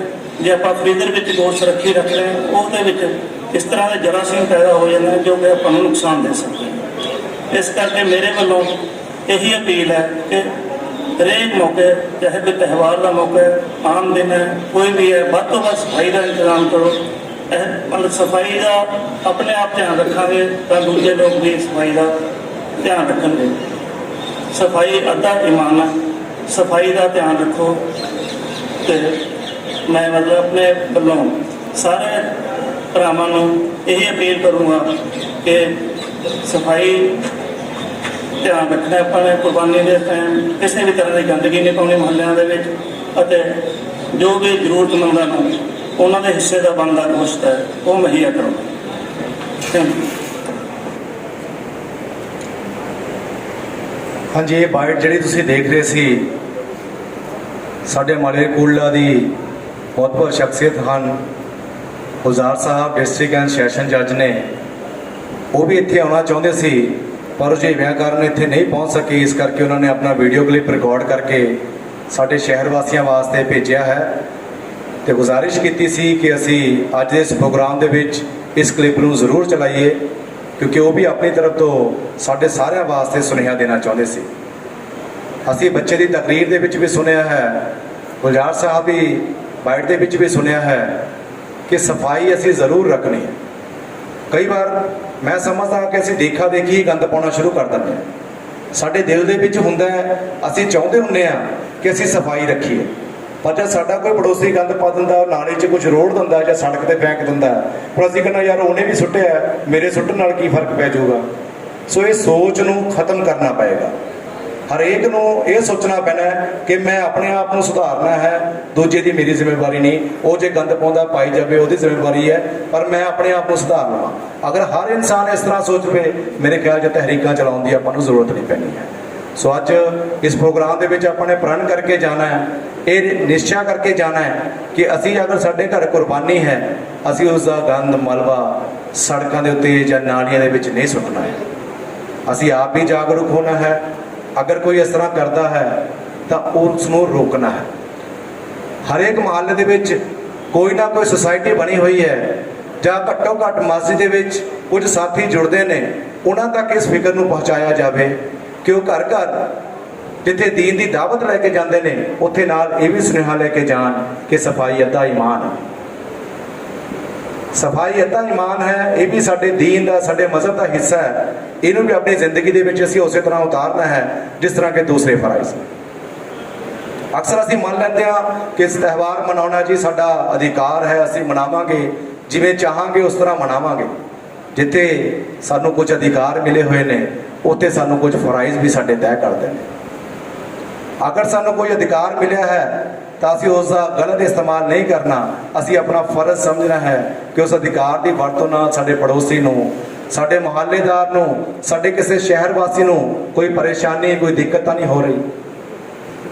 ਅਗਰ ਇਸ ਤਰ੍ਹਾਂ ਹੋ ਰਹੀ ਹੈ ਤਾਂ ਅਸੀਂ ਆਪਣੇ ਅਧਿਕਾਰਾਂ ਦੀ ਗਲਤ ਵਰਤੋਂ ਕਰ ਰਹੇ ਹਾਂ। ਸੋ ਤੁਹਾਡੇ ਵਾਸਤੇ ਇੱਕ ਸੂਚਨਾ ਹੈ ਕਿ ਇਨਸ਼ਾਅੱਲਾ ਮੁਫਤੀ ਆਜ਼ਮ ਸਾਡੇ ਦਰਮਿਆਨ ਮੌਜੂਦ ਹਨ ਔਰ ਇਹ ਪ੍ਰੋਗਰਾਮ ਦੇ ਸਮਾਪਤੀ ਤੋਂ ਬਾਅਦ ਜਮਾਤ ਕਰਵਾਈ ਜਾਏਗੀ ਇਸ਼ਾ ਦੀ। ਸੋ ਪਲੀਜ਼ ਤੁਸੀਂ ਆਪਣਾ ਤਾਵੁਨ ਸਾਡੇ ਨਾਲ ਬਣਾ ਕੇ ਰੱਖੋ ਤੇ ਨਮਾਜ਼ ਆਪਾਂ ਇਨਸ਼ਾਅੱਲਾ ਸਾਰੇ ਇਕੱਠੇ ਇੱਥੇ ਹੀ ਪੜਾਂਗੇ। ਬਹੁਤਾ ਲੰਮਾ ਸਮਾਂ ਤੁਹਾਡਾ ਨਹੀਂ ਲਵਾਂਗੇ, ਸਮਝਦੇ ਹਾਂ, ਲੇਕਿਨ ਵਿਸ਼ਾ ਇੰਨਾ ਇੰਪੋਰਟੈਂਟ ਹੈ ਜਿੰਨਾ ਇਸ 'ਤੇ ਬੋਲਿਆ ਜਾਵੇ, ਜਿੰਨੀਆਂ ਤਕਰੀਰਾਂ ਕੀਤੀਆਂ ਜਾਂ ਜਿੰਨੇ ਬੁਲਾਰਿਆਂ ਨੂੰ ਬੁਲਾ ਲਿਆ ਜਾਵੇ, ਮੈਂ ਕਹਿੰਦਾ ਘੱਟ ਹੈ। ਕਿਉਂਕਿ ਕਾਫੀ ਲੰਮੇ ਸਮੇਂ ਤੋਂ ਸਾਡੇ ਅੰਦਰ ਇਹ ਚੀਜ਼ ਉਤਰ ਚੁੱਕੀ ਹੈ ਕਿ ਅਸੀਂ ਆਪਣੀ ਮਰਜ਼ੀ ਕਰਦੇ ਹਾਂ, ਜਿੱਥੇ ਚੀਜ਼ ਕਰਾਂਗੇ ਅਸੀਂ ਫੈਂਕਾਂਗੇ। ਅਸੀਂ ਦੇਖਦੇ ਹਾਂ ਕਿ ਗਲੀਆਂ ਦੇ ਵਿੱਚ ਨਾਲੀਆਂ ਬਲੌਕੇਜ ਹੋਈਆਂ ਪਈਆਂ ਨੇ, ਸੀਵਰੇਜ ਬਲੌਕੇਜ ਹੋਇਆ ਪਿਆ। ਕੋਈ ਆਸਮਾਨ 'ਚੋਂ ਚੀਜ਼ ਉਤਰ ਕੇ ਉਹਦੇ ਵਿੱਚ ਨਹੀਂ ਫਸਦੀ। ਸਾਡੇ ਲੋਕਾਂ ਦੀ ਗਲਤੀ ਕਰਕੇ ਹੀ ਉਹ ਬਲੌਕ ਹੁੰਦੇ ਨੇ। ਅਸੀਂ ਹੀ ਕੋਈ ਨਾ ਸਮਝੀ ਦੇ ਵਿੱਚ, ਅਗਿਆਨਤਾ ਦੇ ਵਿੱਚ ਕੋਈ ਐਸੀ ਚੀਜ਼ ਉਹਦੇ ਵਿੱਚ ਰੋੜ ਦਿੰਦੇ ਆ ਜੋ ਜਾ ਕੇ ਅੱਗੇ ਫਸ ਜਾਂਦੀ ਹੈ। ਉਸ ਦਾ ਖਮਿਆਜਾ, ਇੱਕ ਬੰਦੇ ਦੀ ਗਲਤੀ ਦਾ ਖਮਿਆਜਾ ਪੂਰੇ ਮੁਹੱਲੇ ਵਾਲਿਆਂ ਨੂੰ, ਉੱਥੇ ਲੰਘਣ ਵਾਲੇ ਸਾਰੇ ਸ਼ਹਿਰ ਵਾਸੀਆਂ ਨੂੰ ਭੁਗਤਣਾ ਪੈਂਦਾ ਹੈ। ਸੋ ਅਸੀਂ ਅਲਹਮਦੁਲਿਲਾ ਜਾਗਰੂਕ ਹਾਂ, ਪੜ੍ਹੇ ਲਿਖੇ ਹਾਂ। ਮੇਰੇ ਖਿਆਲ ਦੇ ਵਿੱਚ ਇੱਕ ਵਾਰ ਕਹਿ ਤੇ ਅਸੀਂ ਗੱਲ ਸਮਝ ਵੀ ਗਏ ਹੋਵਾਂਗੇ। ਸੋ ਸਹਿਯੋਗ ਦੇਣਾ ਹੈ ਤੁਸੀਂ। GDP ਵੇਸਟੇਜ ਹੈ ਆਪਣੇ ਕੁਰਬਾਨੀ ਵਾਲੇ ਪਸ਼ੂ ਦੀ, ਉਸਨੇ ਇੱਕ ਪੋਲੀਥੀਨ ਦੇ ਵਿੱਚ ਬੰਦ ਕਰਕੇ ਤੁਸੀਂ ਜਿੱਥੇ ਵੀ ਤੁਹਾਡੇ ਨੇੜੇ ਡੰਪ ਦੇ ਕੋਲ ਟਰਾਲੀ ਰੱਖੀ ਹੋਏਗੀ, ਪਲੀਜ਼ ਉੱਥੇ ਜਾ ਕੇ ਇੰਨੀ ਹਿੰਮਤ ਕਰ ਲਿਓ, ਕਿਉਂਕਿ ਕੁਰਬਾਨੀ ਕਰਦੇ ਹਾਂ, ਸਵਾਬ ਦਾ ਕੰਮ ਹੈ, ਅੱਲਾਹ ਉਸ ਨੂੰ ਕਬੂਲ ਫਰਮਾਵੇ ਸਾਰਿਆਂ ਦਾ। ਤੇ ਨਾਲ ਅਗਰ ਅਸੀਂ ਇਹ ਚੀਜ਼ ਕਰਾਂਗੇ ਤਾਂ ਨੇਕੀ ਦੇ ਵਿੱਚ ਇਜ਼ਾਫਾ ਹੋਊਗਾ, ਕੋਈ ਕਮੀ ਨਹੀਂ ਹੋਣੀ ਸਾਡੀ ਨੇਕੀ ਦੇ ਵਿੱਚ। ਇਹ ਕੰਮ ਕਰਨ ਦੇ ਨਾਲ ਇਹ ਚੀਜ਼ ਦਾ ਧਿਆਨ ਰੱਖਣ ਦੇ ਨਾਲ ਸਾਡੀ ਨੇਕੀ ਦੇ ਵਿੱਚ ਇਜ਼ਾਫਾ ਹੋਣਾ। ਸੋ ਸਫਾਈ ਦਾ ਧਿਆਨ ਰੱਖਣਾ ਹੈ। ਤੁਹਾਡੇ ਹਰ ਇੱਕ ਏਰੀਏ ਦੇ ਨੇੜੇ ਮੁਸਲਿਮ ਬਲੱਡ ਬੈਂਕ ਦੀ ਪੂਰੀ ਕੋਸ਼ਿਸ਼ ਹੈ ਕਿ ਇੱਕ ਡੰਪ ਟਰਾਲੀ ਉੱਥੇ ਰਖਾਈ ਜਾਵੇ। ਅਸੀਂ ਪ੍ਰਸ਼ਾਸਨ ਨੂੰ ਵੀ ਅਪੀਲ ਕਰਾਂਗੇ, ਸਾਡੇ ਦਰਮਿਆਨ ਕੁਝ ਇੰਪਲਾਈਜ਼ ਵੀ ਬੈਠੇ ਨੇ, ਅਸੀਂ ਉਹਨਾਂ ਨੂੰ ਵੀ ਗੁਜ਼ਾਰਿਸ਼ ਕਰਾਂਗੇ ਕਮੇਟੀ ਦੇ ਕਿ ਇਸ ਤਰ੍ਹਾਂ ਦਾ ਜਿਹੜੇ ਚੰਦ ਦਿਨ ਬਾਕੀ ਨੇ ਇਹਦੇ ਵਿੱਚ ਇਸ ਤਰ੍ਹਾਂ ਦਾ ਇੰਤਜ਼ਾਮ ਕਰ ਲਿਆ ਜਾਵੇ ਕਿ ਸ਼ਹਿਰ ਵਾਸੀਆਂ ਨੂੰ ਉਹ ਜਿਹੜਾ ਕੂੜਾ ਪੋਲੀਥੀਨ ਦੇ ਵਿੱਚ ਪਾਉਣ ਕੇ ਕਿਤੇ ਸਿੱਟਣ ਦੇ ਵਿੱਚ ਦਿੱਕਤ ਨਾ ਆਵੇ। ਇਹ ਨਾ ਹੋਵੇ ਕਿ ਸ਼ਹਿਰ ਦਾ ਕੋਈ ਇੱਕ ਪੁਆਇੰਟ ਹੋਵੇ ਵੀ ਸਾਰੇ 2-2 4-4 ਕਿਲੋਮੀਟਰ ਦੂਰ ਜਾ ਕੇ ਉੱਥੇ ਸਿੱਟਣ ਲਈ ਮਜਬੂਰ ਹੋਣ। ਸੋ ਨੇੜੇ ਤੇ ਨੇੜੇ ਸਾਡੀ ਕੋਸ਼ਿਸ਼ ਹੈ ਕਿ ਉਹਨਾਂ ਨੂੰ ਇਹ ਸੁਵਿਧਾ ਉਪਲਬਧ ਕਰਵਾਈ ਜਾਵੇ ਤਾਂ ਕਿ ਉਹਨਾਂ ਨੂੰ ਕੋਈ ਦਿੱਕਤ ਨਾ ਹੋਵੇ, ਖੁਸ਼ੀ ਉਹ ਇਹ ਚੀਜ਼ ਨੂੰ ਆਪਣੀ ਜ਼ਿੰਦਗੀ ਦੇ ਵਿੱਚ ਅਪਣਾ ਸਕਣ। ਸੋ ਇਸ ਤੋਂ ਬਾਅਦ ਇੱਕ ਆਡੀਓ ਕਲਿੱਪ ਵੀ ਤੁਹਾਡੇ ਸਾਹਮਣੇ ਪਲੇ ਕੀਤਾ ਜਾਣਾ ਹੈ। ਸਾਡੇ ਵਿੱਚ ਬਤੌਰ ਮਹਿਮਾਨ ਪਹੁੰਚਣਾ ਸੀ ਫਯਾਜ਼ ਫਾਰੂਕੀ ਸਾਹਿਬ ਨੇ, ADGP ਪੰਜਾਬ ਹਨ। ਸੋ ਉਹ ਵੀ ਕਿਸੇ ਰੁਝੇਵੇ ਕਾਰਨ ਮੌਕੇ ਦੇ ਉੱਤੇ ਨਹੀਂ ਪਹੁੰਚ ਸਕੇ, ਪਰ ਉਹ ਦਿਲੀ ਤੌਰ ਤੇ ਸਾਡੇ ਨਾਲ ਜੁੜੇ ਹੋਏ ਹਨ। ਉਹ ਬੜਾ ਮਿਸ ਕਰ ਰਹੇ ਹਨ। ਬੜੀ ਉਹਨਾਂ ਦੀ ਕੋਸ਼ਿਸ਼ ਸੀ, ਉਹਨਾਂ ਨੇ ਪੂਰੀ ਕੋਸ਼ਿਸ਼ ਕੀਤੀ ਆਖਰੀ ਟਾਈਮ ਤੱਕ ਕਿ ਉਹ ਕਿਸੇ ਨਾ ਕਿਸੇ ਤਰੀਕੇ ਨਾਲ ਆਪਣੇ ਕੰਮ ਨੂੰ ਮੈਨੇਜ ਕਰਕੇ ਅੱਜ ਦੇ ਇਸ ਪ੍ਰੋਗਰਾਮ ਦੇ ਵਿੱਚ ਸ਼ਿਰਕਤ ਕਰ ਲੈਣ, ਪਰ ਉਹਨਾਂ ਦੇ ਰੁਝੇਵੇ ਕੁਝ ਜ਼ਿਆਦਾ ਸੀ, ਇਸ ਕਰਕੇ ਉਹਨਾਂ ਕੋਲ ਟਾਈਮ ਜਿਹੜਾ ਹੈ ਮੈਨੇਜ ਨਹੀਂ ਹੋ ਪਾਇਆ। ਸੋ ਉਹਨਾਂ ਨੇ ਤੁਹਾਡੇ ਲਈ, ਸਾਡੇ ਲਈ, ਸਾਡੇ ਸਾਰਿਆਂ ਦੇ ਲਈ ਇੱਕ ਆਡੀਓ ਕਲਿੱਪ ਭੇਜਿਆ ਹੈ, ਇੱਕ ਸੁਨੇਹਾ ਭੇਜਿਆ ਹੈ। ਮੈਂ ਗੁਜ਼ਾਰਿਸ਼ ਕਰਾਂਗਾ ਸਾਡੇ ਵਲੰਟੀਅਰਸ ਨੂੰ कि प्लीज़ वो अगर मुमकिन हो सकता है तो प्ले कर दें। जी अस्सलाम वालेकुम। मैं आज के प्रोग्राम में शिरकत नहीं कर सका, मेरी कुछ मजबूरियाँ जिसके सबब मैं हाज़िर नहीं हो सका, लेकिन जो ये प्रोग्राम आप लोगों ने किया है बेइंतहा काबिल सताइश है। जो लोग इंसानियत के लिए काम करते हैं, जो लोग इंसानियत की फलाह के लिए काम करते हैं, अल्लाह रब्बुल इज़्ज़त उन्हें महबूब रखता है। और मुझे उम्मीद है कि फलाह के इसी काम को आप सभी लोग जारी रखेंगे, इस काम को आगे बढ़ाने वालों पर ताउन करेंगे और उनके साथ कांधे से कांधा मिलाकर चलेंगे। जब समाज में मोहब्बत बढ़ती है तो अल्लाह की रज़ा और उसकी रहमतों का नुज़ूल होता है। मुझे उम्मीद है कि आप सभी लोग अपने महबूब रसूल के बताए हुए तरीक़ों पर चलेंगे और मोहब्बत के उन उसूलों का नफाज करेंगे जिनकी बुनियाद पर इंसानियत की इमारत कायम है। बहुत बहुत शुक्रिया। हाँ जी, हुण मैं बिना कोई तमहीर बने आवाज़ देवांगा साडे जुझारू वलंटियर जावेद नज़ीर साहब हैडमास्टर हैं इस्लामिया हाई स्कूल रहीड़ा दे कि प्लीज़ वो डाइज उत्ते आउण ते जो साडे अज दे मौजू की प्लानिंग की हुई है, जो काम हुण तक कर चुके हाँ उसका रिपोर्ट कार्ड भी पेश करन ते आने वाले दिनों के विच ईद के उत्ते साडियां की प्लानिंग्स ने, असीं की कर सकते हाँ, शहर वासियों का सानूं कित्थे सहयोग जरूरी है, ये सारियां चीज़ां ते चानना पाउण दे लई मैं आवाज़ दिंदा हाँ जावेद नज़ीर साहब।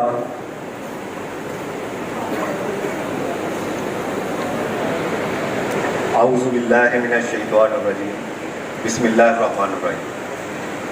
मंच ते बैठे साडे अज दे मुख मेहमान मुफ्ती इरतिकाउल हसन कांदलवी साहब और उन्हां दे नाल साडे दूसरे मुख मेहमान डॉक्टर नावेद असलम जी, साडे हैड बॉडी मैंबर्स जो कि मंच ते बैठे ने और बाकी सारे पतवंजे सज्जन जो शहर के विचों आए ने साडे छोटे जे सत्ते के उपर, मैं सारिਆਂ ਨੂੰ जी आया आखदा हाँ और अस्सलाम वालेकुम कहता हाँ।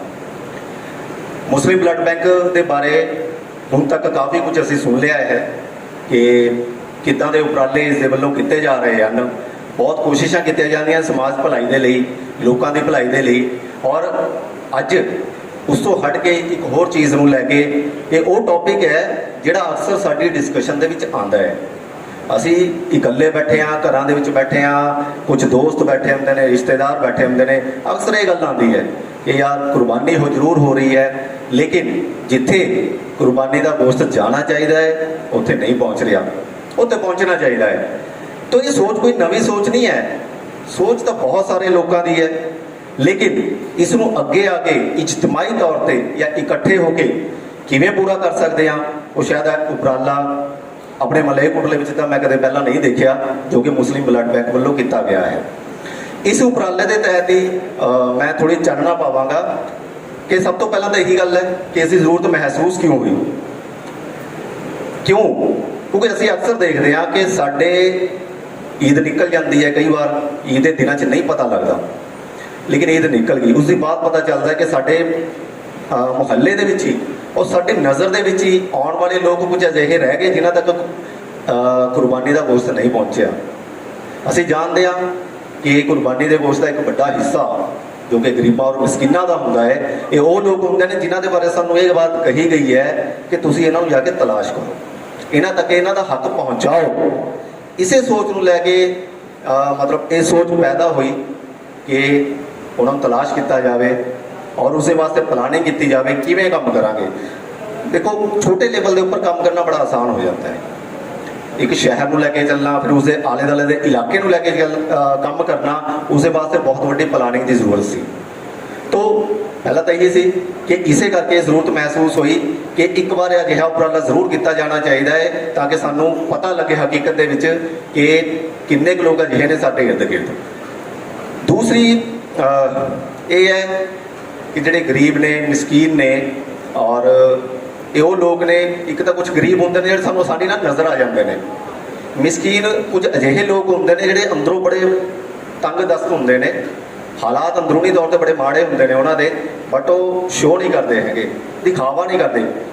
ਤੋਂ ਜਦੋਂ ਉਹਨਾਂ ਦੇ ਕਰੀਬ ਜਾ ਕੇ ਦੇਖਿਆ ਜਾਂਦਾ ਹੈ ਫਿਰ ਪਤਾ ਚੱਲਦਾ ਕਿ ਹਾਂ, ਇਹਨਾਂ ਦੇ ਹਾਲਾਤ ਵੀ ਇੰਨੇ ਮਾੜੇ ਨੇ। ਇਹ ਜਿਵੇਂ ਸੱਜਾਦ ਸਾਹਿਬ ਨੇ ਬਹੁਤ ਦੱਸਿਆ ਹੈ ਔਰ ਲੋਕਡਾਊਨ ਦੇ ਵਿੱਚ ਅਕਸਰ ਦੇਖਣ ਨੂੰ ਮਿਲੀਆਂ ਨੇ ਇਹ ਚੀਜ਼ਾਂ।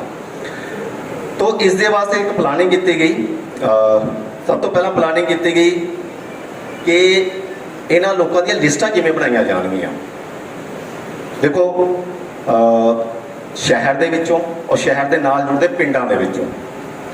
ਤੋਂ ਉਸ ਦੇ ਵਾਸਤੇ ਆਪਸ ਵਿੱਚ ਮਸ਼ਵਰਾ ਹੋਇਆ, ਕਈ ਵਾਰ ਬੈਠਣਾ ਹੋਇਆ ਪੂਰੀ ਟੀਮ ਦਾ, ਹੈੱਡ ਬੋਡੀ ਵੱਲੋਂ ਮੀਟਿੰਗ ਬੁਲਾਈ ਗਈ, ਵਲੰਟੀਅਰਸ ਨੇ ਬੜੀ ਜਜ਼ਬੇ ਦੇ ਨਾਲ, ਬੜੀ ਮਿਹਨਤ ਦੇ ਨਾਲ ਕੰਮ ਕੀਤਾ ਔਰ ਮੀਟਿੰਗਸ ਵੀ ਹੋਈਆਂ, ਮਸ਼ਵਰੇ ਹੋਏ।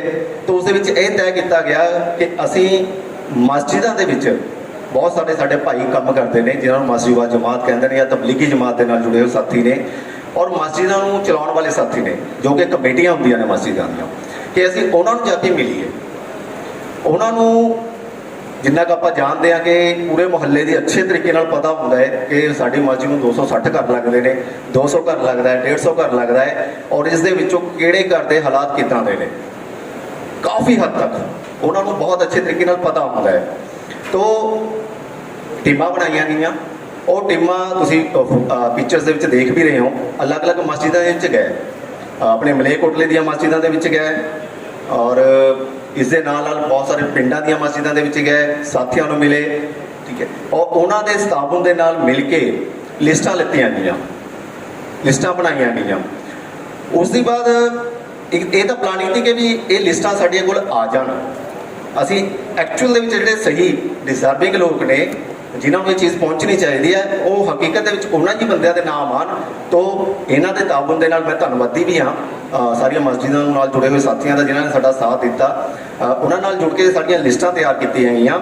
ਉਸ ਦੇ ਬਾਅਦ ਦੂਸਰਾ ਸਾਡਾ ਪਲਾਨਿੰਗ ਸੀ ਕਿ ਹੁਣ ਲਿਸਟਾਂ ਆ ਗਈਆਂ ਔਰ ਦੇਖ ਕੇ ਹੈਰਾਨੀ ਵੀ ਹੋਏਗੀ, ਸੋਚਣਾ ਵੀ ਹੋਏਗਾ ਕਿ 2000 ਪਲੱਸ ਘਰਾਂ ਦੇ ਨਾਮ ਜਿਹੜੇ ਨੇ ਸਾਡੇ ਕੋਲ ਆਏ ਨੇ ਔਰ ਬਿਲਕੁਲ ਇਹ ਕਿਹਾ ਗਿਆ ਸੀ ਖੁੱਲ੍ਹੇ ਤੌਰ ਤੇ ਕਿ ਅਸੀਂ ਉਹੀ ਲੋਕ ਲੱਭਣੇ ਨੇ ਜਿਹੜੇ ਵਾਕਈ ਜ਼ਰੂਰਤਮੰਦ ਨੇ ਜਾਂ ਜਿਨ੍ਹਾਂ ਨੂੰ ਇਹ ਚੀਜ਼ ਚਾਹੀਦੀ ਹੈ ਪਹੁੰਚਾਣੇ ਸਾਨੂੰ, ਕਿਉਂਕਿ ਸਾਡੀ ਜ਼ਿੰਮੇਵਾਰੀ ਹੈ। ਅਗਰ ਅਸੀਂ ਇਸ ਜ਼ਿੰਮੇਵਾਰੀ ਨੂੰ ਅਦਾ ਨਹੀਂ ਕਰਾਂਗੇ, ਠੀਕ ਹੈ, ਦੁਨੀਆ ਦੀ ਜ਼ਿੰਦਗੀ ਨਿਕਲ ਜਾਏਗੀ, ਲੇਕਿਨ ਅੱਲਾਹ ਤਾਲਾ ਨੂੰ ਤਾਂ ਜਵਾਬ ਦੇਣਾ ਹੀ ਦੇਣਾ ਹੈ। ਤੋਂ ਉਸੇ ਤਹਿਤ ਉਹ ਲਿਸਟਾਂ 2000 ਪਲੱਸ ਘਰਾਂ ਦੀਆਂ ਸਾਡੇ ਕੋਲ ਹੁਣ ਤੱਕ ਆ ਚੁੱਕੀਆਂ ਨੇ। ਫਿਰ ਉਸ ਤੋਂ ਬਾਅਦ ਅੱਜ ਜਿਹੜੀ ਸਾਡੀ ਮੀਟਿੰਗ ਹੋਈ ਹੈ ਔਰ ਇਸ ਦੇ ਨਾਲ ਬਹੁਤ ਸਾਰੇ ਲੋਕਾਂ ਨੂੰ ਮਿਲਿਆ ਵੀ ਗਿਆ ਕਿ ਹੁਣ ਇਹ ਘਰਾਂ ਦੇ ਜਿਹੜੇ ਸਾਡੇ ਕੋਲ ਲਿਸਟਾਂ ਆ ਗਈਆਂ, ਹੁਣ ਇਹਨਾਂ ਤੱਕ ਅਸੀਂ ਇੱਕ ਕੁਰਬਾਨੀ ਦਾ ਗੋਸ਼ਤ ਪਹੁੰਚਾਉਣਾ ਹੈ ਤਾਂ ਉਸਦੀ ਕਲੈਕਸ਼ਨ ਕਿਵੇਂ ਹੋਏਗੀ। ਤਾਂ ਉਸ ਦੇ ਵਿੱਚ ਅੱਜ ਦੇ ਇਹ ਪ੍ਰੋਗਰਾਮ ਰੱਖਿਆ ਗਿਆ ਹੈ। ਜ਼ਿਆਦਾਤਰ ਉਹਨਾਂ ਲੋਕਾਂ ਨੂੰ ਹੀ ਬੁਲਾਇਆ ਗਿਆ ਹੈ ਜਿਨ੍ਹਾਂ ਨੂੰ ਅੱਲਾਹ ਤਾਲਾ ਨੇ ਇਸਤਿਦਾਦ ਦਿੱਤੀ ਹੈ ਕੁਰਬਾਨੀ ਕਰਨ ਦੀ, ਜਿਹੜੇ ਕੁਰਬਾਨੀ ਕਰਦੇ ਨੇ, ਕਿ ਉਹਨਾਂ ਦੇ ਸਾਹਮਣੇ ਗੱਲ ਰੱਖੀ ਜਾਵੇ ਔਰ ਉਹਨਾਂ ਤੋਂ ਸਾਥ ਲਿਆ ਜਾਵੇ, ਇੱਕ ਕਲੈਕਸ਼ਨ ਕੀਤੀ ਜਾਵੇ ਔਰ ਫਿਰ ਉਸ ਨੂੰ ਅੱਛੇ ਤਰੀਕੇ ਦੇ ਨਾਲ ਜ਼ਰੂਰਤਮੰਦਾਂ ਤੱਕ ਪਹੁੰਚਾਇਆ ਜਾਵੇ।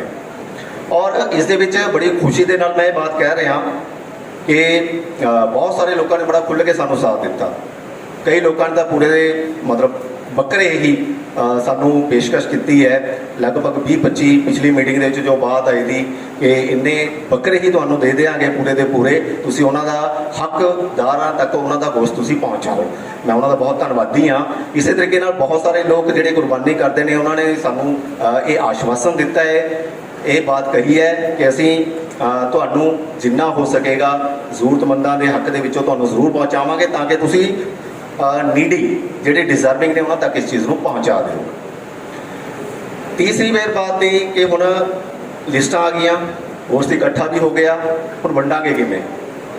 ਤਾਂ ਉਸ ਦੀ ਫਿਰ ਪਲਾਨਿੰਗ ਕੀਤੀ ਗਈ।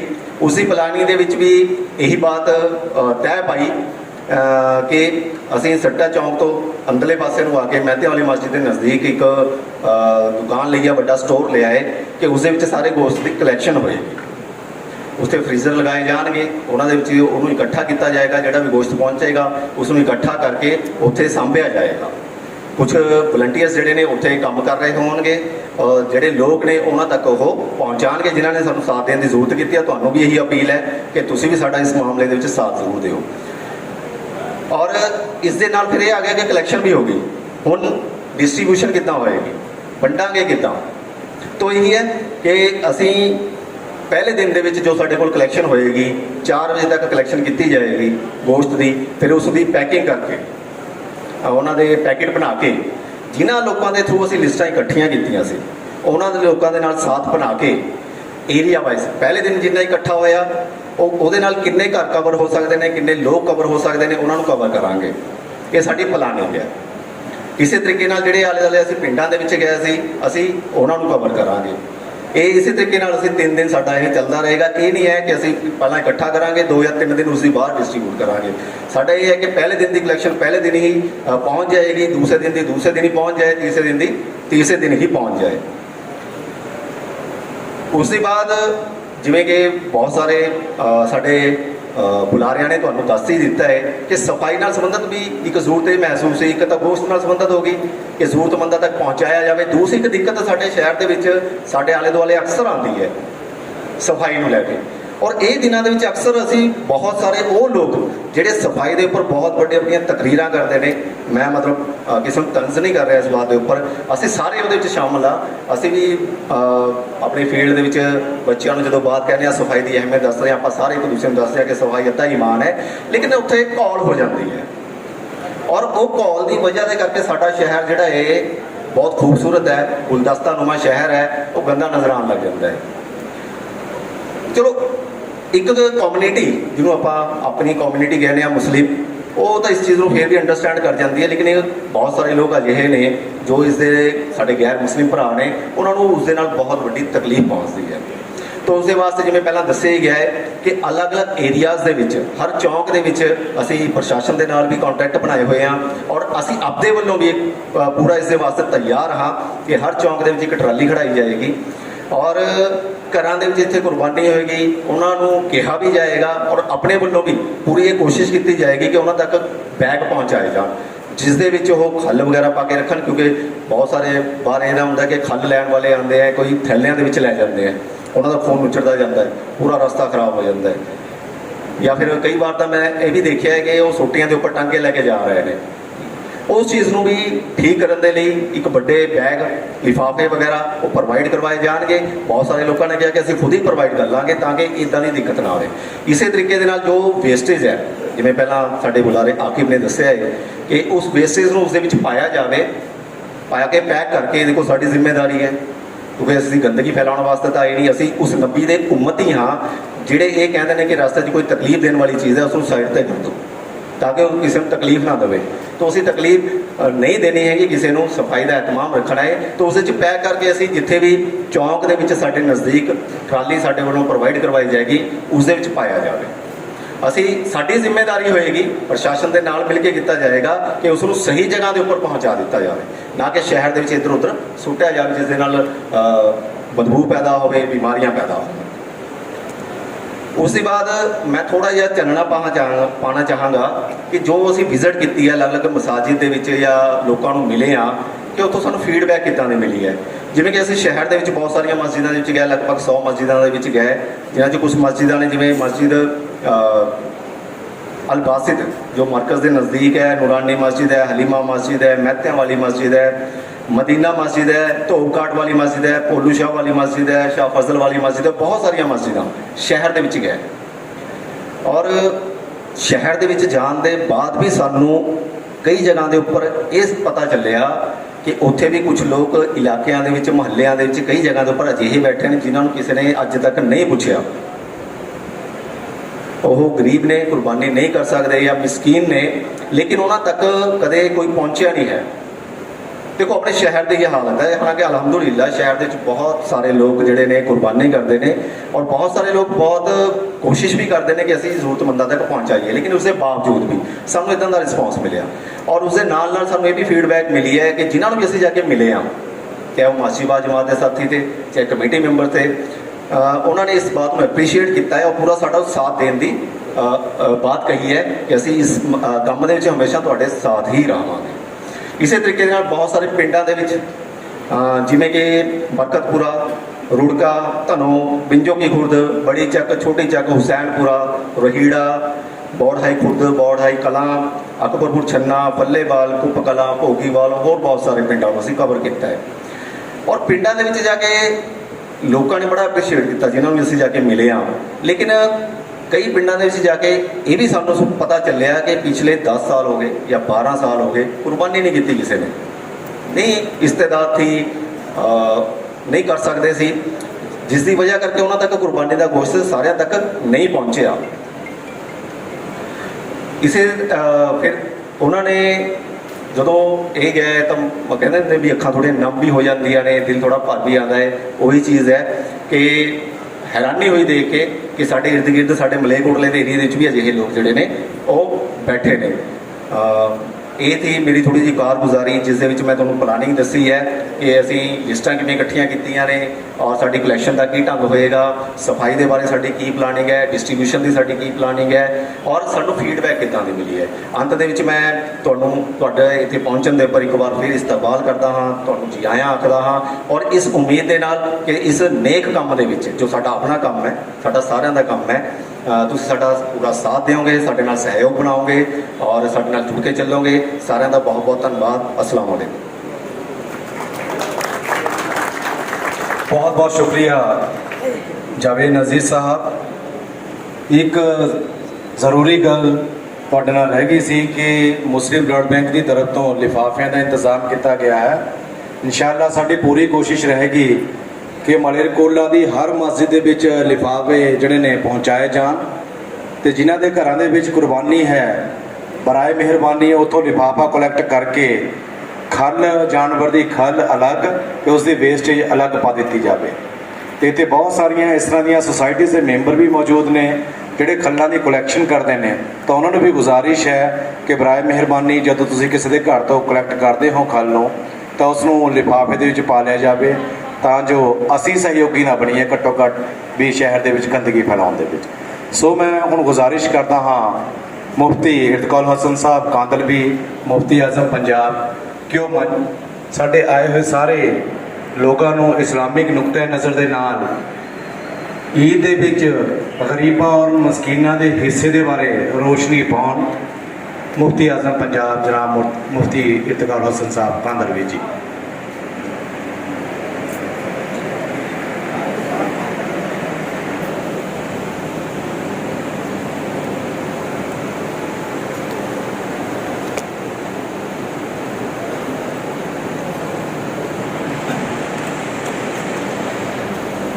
अल्हम्दुलिल्लाहि कफ़ा व सलामुन अला इबादिहि अल्लज़ीना इस्तफ़ा अम्मा बाद। क़ाल अल्लाहु सुब्हानहु व तआला लन यनाला अल्लाह लुहूमुहा वला दिमाउहा वलाकिन यनालुहु अत्तक़वा मिनकुम।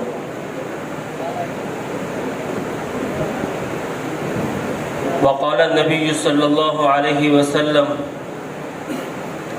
सम्मिनु दहायाकुम फ़इन्नहा अला सिराति मतायाकुम औ कमा क़ाल अलैहि सलातु वस्सलाम। حاضرین محترم، آج کے اس پروگرام کا مقصد آپ کے سامنے بہت اچھے ڈھنگ سے پیش کیا جا چکا ہے۔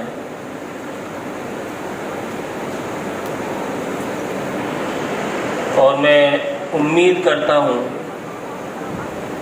کہ آپ حضرات اس اپیل پر دھیان دیں گے، توجہ دیں گے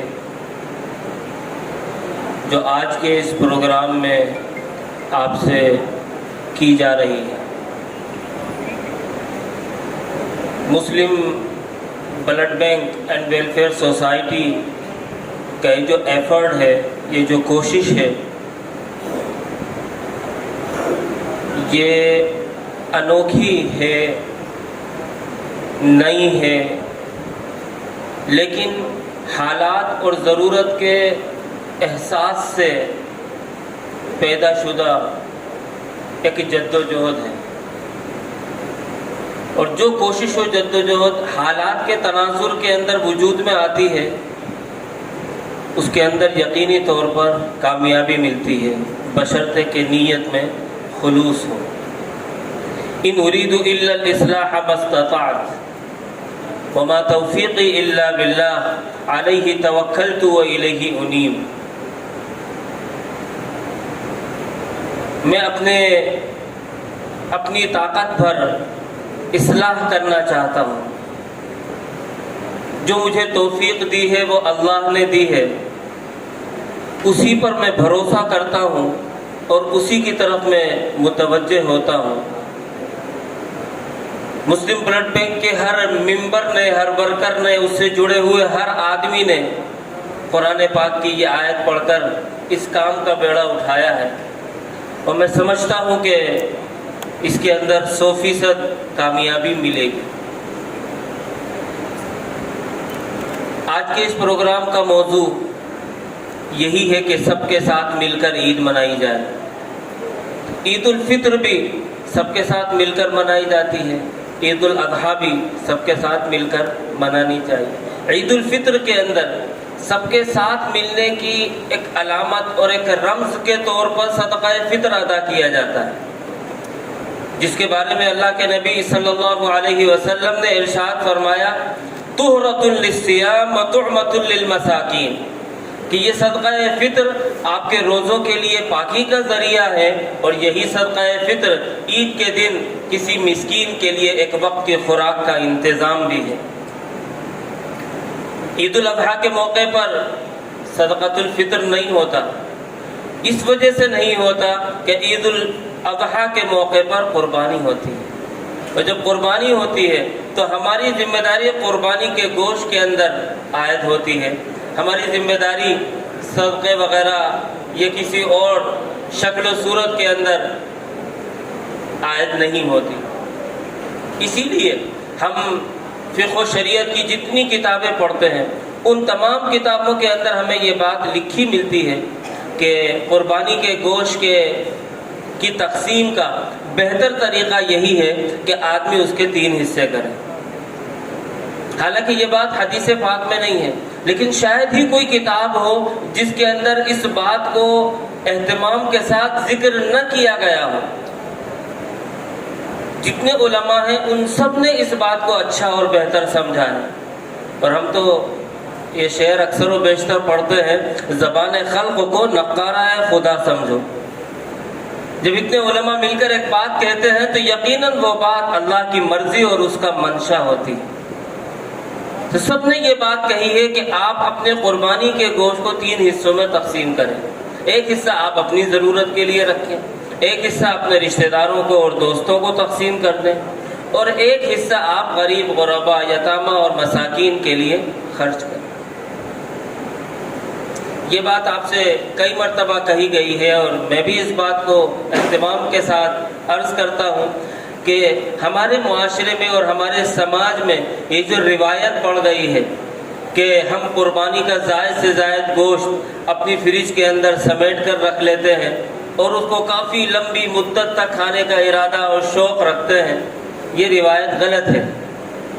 یہ روایت اور یہ طریقہ ایسا نہیں ہے کہ اس کی حوصلہ افزائی کی جائے۔ बल्कि हमें कोशिश करनी चाहिए कि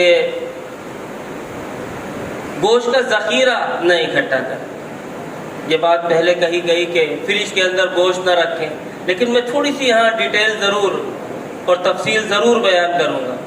एक तो गोश्त रखने का मकसद ये होता है कि हम एक आध दिन में अपने रिश्तेदारों की, अपने दोस्तों की दावत करना चाहते हैं, उसके लिए हम गोश्त अपनी फ्रिज के अंदर रख रहे हैं। बहुत से घरों के अंदर बेटियां ब्याही हुई होती हैं, ईद में प्रोग्राम इस तरह का बनता है कि एक दिन बेटियों को बुलाएंगे, वो अपने ससुरालों से अपने मैके आएंगी, उस दिन गोश्त बना लेंगे। या किसी घर के अंदर कोई लड़का बाहर होता है, उसके आने पर प्रोग्राम बनता है कि वो आएगा, उस दिन दोस्तों को इकट्ठा कर लेंगे। अगर 2-4 दिन के अंदर अंदर आपका कोई प्रोग्राम मैनेज हो रहा है और उसके लिए आप 1-2 दिन के लिए थोड़ा बहुत गोश्त बचाकर रखना चाहते हैं कि उस दिन हम बनाएंगे और खाएंगे और दावत करेंगे, तो यकीनन ये बुरा भी नहीं है और इससे कोई मना भी नहीं करता। लेकिन फ्रिज में रखने की ममानात से मुराद ये है कि हम लंबा टाइम उसको फ्रीज करें, कि हम आहिस्ता आहिस्ता घर में बनाते रहेंगे और महीनों तक खाते रहेंगे। ये चीज़ और ये सोच, ये ज़हनियत यकीनन ऐसी है कि जिसकी इस्लाह की ज़रूरत है। अल्लाह देने वाला है। जिस अल्लाह ने आज आपको कुर्बानी के गोश्त की शक्ल में खाने के लिए गोश्त दिया है, वो अल्लाह जिंदा है। वो अल्लाह हय्युन ला यमूत कुल्ल यौमिन हुवा फी शान। वो अल्लाह आपको फिर खिलाएगा। आप उस पर भरोसा कीजिए, आप उस पर ट्रस्ट कीजिए। आप ये क्यों समझते हैं कि आज कुर्बानी का गोश्त मैसर है, इसके बाद मुझे सारी जिंदगी गोश्त नसीब नहीं होना?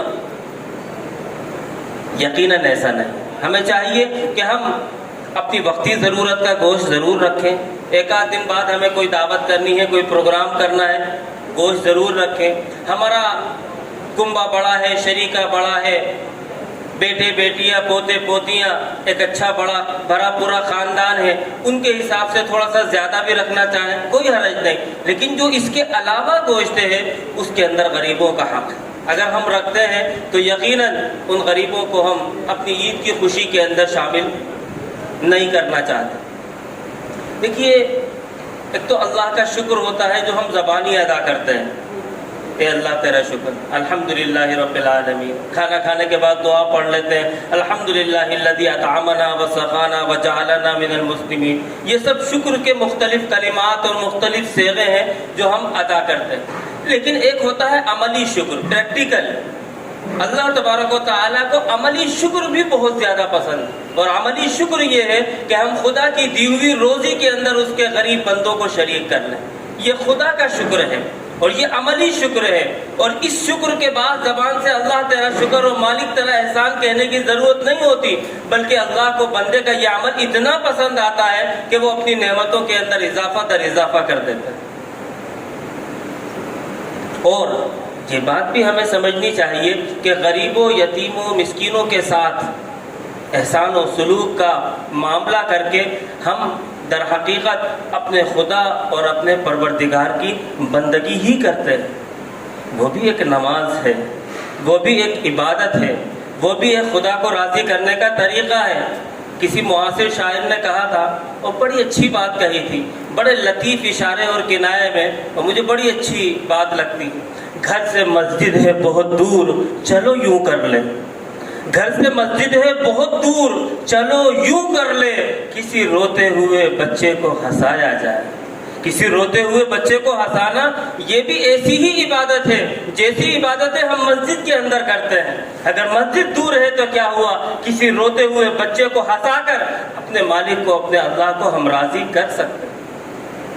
इसलिए हमें चाहिए कि हम इस मौके पर यह अज़्म व इरादा करें कि इंशाअल्लाह अपनी कुर्बानी में से कम अज़ कम 1/3, 1/3 हिस्सा हम मुस्लिम ब्लड बैंक के ज़रिए इन गरीबों, यतीमों और मिस्कीनों तक लाजमी तौर पर पहुँचाएंगे, करेंगे इंशाअल्लाह। अल्लाह तबारक व तआला इस काम को हमारे लिए आसान फरमाए। कुरान पाक को आप देखें, कुरान पाक पूरा का पूरा इसी वेलफेयर के कामों से भरा हुआ है, समाजी कामों से भरा हुआ है। सूरह कहफ अगर आप पढ़ लें तो पूरी सूरह कहफ का हासिल और खुलासा ही है, दूसरों के काम आओ। दूसरों के साथ अच्छा बर्ताव करो। हज़रत खिज़र अलैहिस्सलाम क्या कर रहे हैं? किसी बच्चे की गिरती हुई दीवार को सही कर रहे हैं, क्या है? वो भी तो एक वेलफेयर का ही काम है। किसी कश्ती के अंदर सुराख कर रहे हैं ताकि इन गरीबों की कश्ती बादशाह के जुल्म सितम से महफूज रहे, क्या है? ये वेलफेयर का ही तो काम है।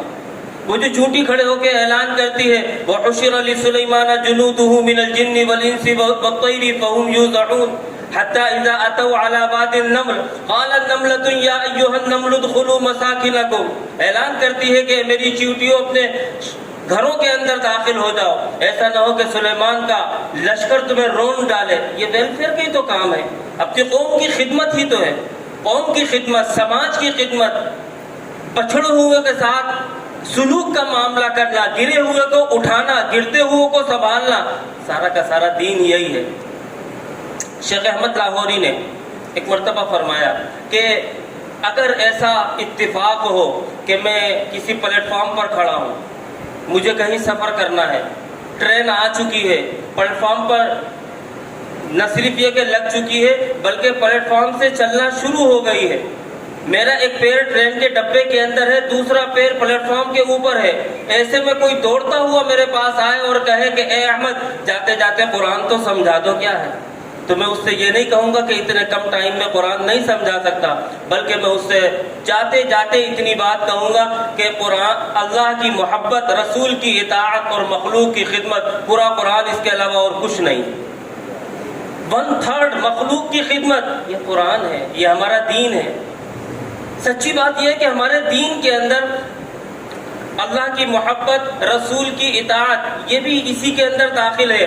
सारा का सारा दीन ही मखलूक की खिदमत है। अर्राहिमून यरहमुहुमुर रहमान इरहमू मन फिल अर्दि यरहमकुम मन फिस समा, रहम करने वालों पर रहमान रहम करता है, तुम जमीन वालों पर रहम करो, आसमान वाला तुम पर रहम करे।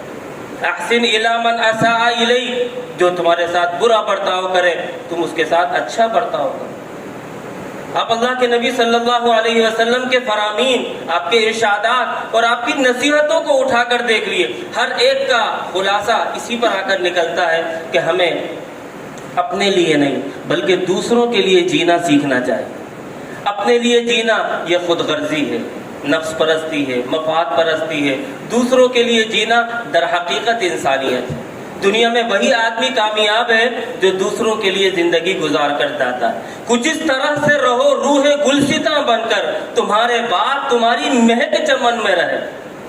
जब सर सैयद अलैहि रहमा का इंतकाल हुआ तो उनके इंतकाल के मौके पर ख्वाजा अल्ताफ हुसैन हाली ने कहा था, तुम्हें मुर्दा कहे क्यों कर कि तुम जिंदों के जिंदा हो, तुम्हारी खूबियां जिंदा, तुम्हारी नेकियां बाकी। समाज में हमें ऐसे ही काम आगे बढ़ चढ़ कर करने चाहिए जो हमें अमर कर दें, जाविदा बना दें। कभी हम मर न सके, हम मर जाएं लेकिन हमारे आमाल, हमारे अखलाक, हमारे किरदार की खुशबू महकती रहे। और यकीनन ये सिफत इन्हीं कामों से पैदा हो। जो गोश्त हम कुर्बानी का खुद खा लेंगे, ये फ्रिज में रखेंगे, याद रखिए हमें कभी उस गोश्त पर खुशी नहीं होगी। सिर्फ उतनी देर की खुशी होगी जितनी देर उसका जायका हमारे मुंह के अंदर रहेगा। लेकिन वही गोश्त अगर किसी भूखे बच्चे के पेट में चला जाए और आप उसके चेहरे के ऊपर मुस्कुराहट देख लें, खुदा की कसम मरते मरते भी आप उस मुस्कुराहट की लज्जत को फरामोश नहीं कर पाएंगे। इसलिए अपनी कुर्बानी के गोश्त को हमेशा हमेश के लिए अमर और जाविदा बना दीजिए।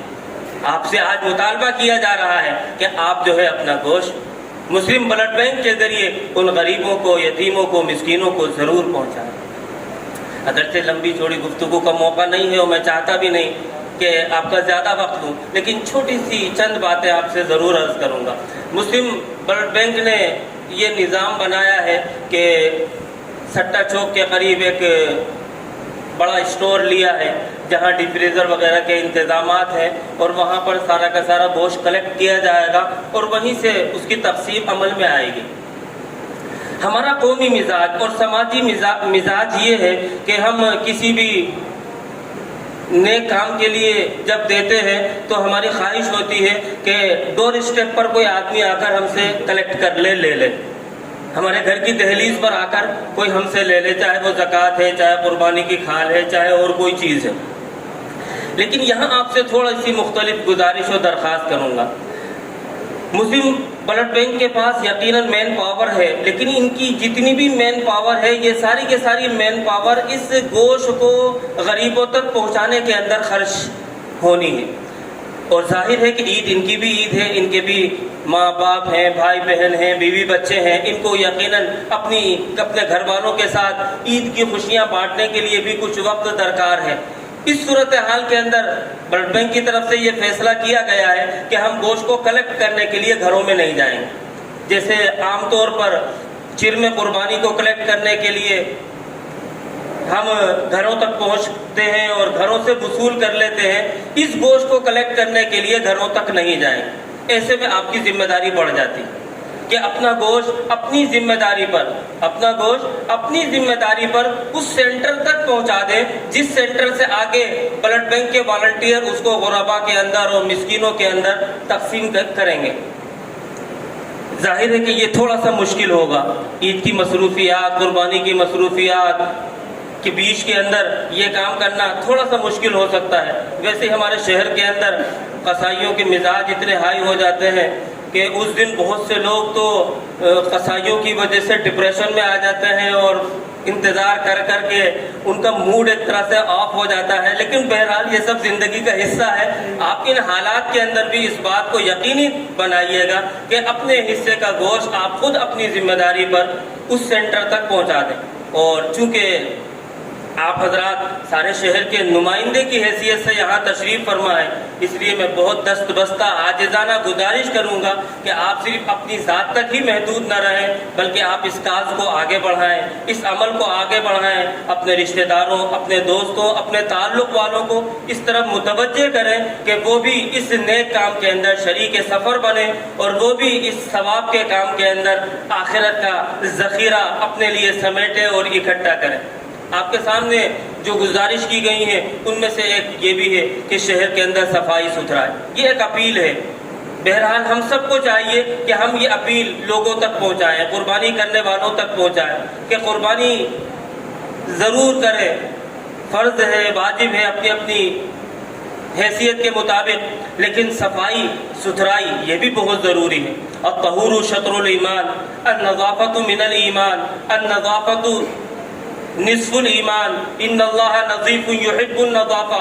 और कितनी नुसूस और इबारात हैं अहादीस में जिनसे ये मालूम होता है कि सफाई के बगैर हमारी कोई इबादत नहीं। नमाज हम सफाई के बगैर नहीं पढ़ सकते, नमाज हम पाकी के बगैर नहीं कर सकते, तो हम कुर्बानी गंदगी और नापाकी के साथ कैसे अंजाम दे पाएंगे।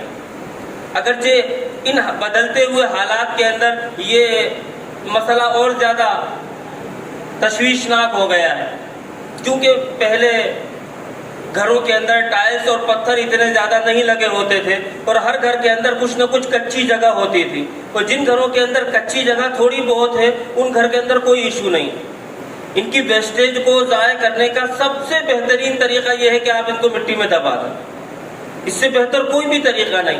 बल्कि मैं अब भी आपको यही राय दूंगा, यही सजेस्ट करूंगा कि बजाय किसी लिफाफे में डालने के, किसी म्यूनसिपलिटी की ट्रॉली में डालने के, अगर आपके पास इस बात का कोई ऑप्शन है, इम्कान है कि आपके आसपास कहीं पर कोई कच्ची जगह है, तो सबसे ज़्यादा बेहतर यह है कि आप इसकी वेस्टेज को ज़मीन के अंदर दफन कर दें। ये कुदरती सिस्टम है, ये एक नेचुरल सिस्टम है। अगर आपके पास इसका इम्कान है तो सबसे बेहतर आपके लिए यही है, इसके अलावा कुछ नहीं। लेकिन ये भी ज़रूर अर्ज करूँगा कि अगर आप इस मशवरे पर अमल करें तो कोशिश कीजिएगा कि आप वेस्टेज को प्लास्टिक के लिफाफे में करके हरगिज़ ज़मीन में न दफन करें, क्योंकि ज़मीन तो यकीनी तौर पर इन चीज़ों को बहुत जल्दी गलाकर ख़त्म कर देती है, लेकिन प्लास्टिक जो है ज़मीन के अंदर घुलती और गलती नहीं है। मिट्टी जो है प्लास्टिक को नहीं खा पाती। अगर आप प्लास्टिक के लिफाफे में डालेंगे तो वो और ज़्यादा ख़राबी वहाँ पर पैदा होगी। तो अगर आप ज़मीन में दफनाएं तो ये सबसे बेहतर है, लेकिन डायरेक्ट दफनाएं जो भी आपके पास वेस्टेज है। और अगर आसपास में कोई ऐसी जगह नहीं है तो बहरहाल आपको इस बात का मशवरा दिया जा रहा है कि आप लिफाफों में करके अपनी गंदगी को म्यूनसिपलिटी के ट्रॉली वगैरह के अंदर डालें। वैसे भी ये दिन बरसात के दिन हैं और आने वाली बकरा ईद में बरसात के होने के, बारिश के होने के बिल्कुल इम्कानात हैं। अगरचे हम दुआ करते हैं कि अल्लाह बकरीद से पहले भी बारिश हो, बाद में भी बारिश हो, लेकिन 2-3 दिन ज़रा खुश्क से हो ताकि लोगों को अपनी कुर्बानी में और ईद के मनाने में आसानी रहे। लेकिन बहरहाल अल्लाह का निज़ाम है, बारिश के दिन है तो बारिश हो सकती। तो अगर बारिश हुई तो उस सूरत में सफाई की अहमियत और ज़्यादा बढ़ जाएगी, क्योंकि बारिश की सूरत के अंदर गंदगी और ज़्यादा अपना रंग दिखाती। तो बहरहाल मैं उम्मीद करता हूँ कि हम सब एक समझदार और एक बाशऊर शहरी होने का सबूत देते हुए इस बात पर ख़ास तौर पर ध्यान दें। ये मालेरकोटला एक मिसाली शहर है, पंजाब के लिए नहीं बल्कि मैं समझता हूँ कि दिल्ली के बाद के जितना भी हिंदुस्तान है उस सारे हिंदुस्तान का ये एक मरकज़ी और मिसाली शहर है। इस शहर की बात जो है वो लोग सीखते हैं, देखते हैं, को पॉइंट आउट करते हैं। अगर हम कोई अच्छा काम करेंगे तो उसका बहुत तेज़ी के साथ अच्छा असर लोगों के अंदर फैलेगा, और अगर हमारे अंदर कोई कमी होगी, कोई ऐब होगा, तो उसका बुरा असर भी बहुत तेज़ी के साथ लोगों के अंदर फैलता है। बहरहाल मैं मुस्लिम ब्लड बैंक के ज़िम्मेदारान को, हेड बॉडी को, वर्कर्स को, वॉलंटियर्स को, अपने नौजवानों को फिर मुबारकबाद पेश करता हूँ और उम्मीद करता हूँ कि इंशाअल्लाह इनकी ये कोशिशें रायगा नहीं जाएंगी बल्कि इसके बहुत अच्छे असरात और नताइज ज़ाहिर होंगे। और आप हज़रात से भी माज़रत चाहता हूँ कि काफ़ी देर समा खराशी करता रहा। व आखिर दावाना अल्हम्दुलिल्लाहि रब्बिल आलमीन। बहुत बहुत शुक्रिया मुफ्ती साहब। साढ़े अज के आखिरी बुलारे साढ़े अज के मुख मेहमान डॉक्टर नवेद असलम जी, मैं उन्होंने गुजारिश करदा कि वो माइक के उत्ते आउण ते अपने ख्यालात का इजहार साडे नाल करन। डॉक्टर नवेद असलम जी।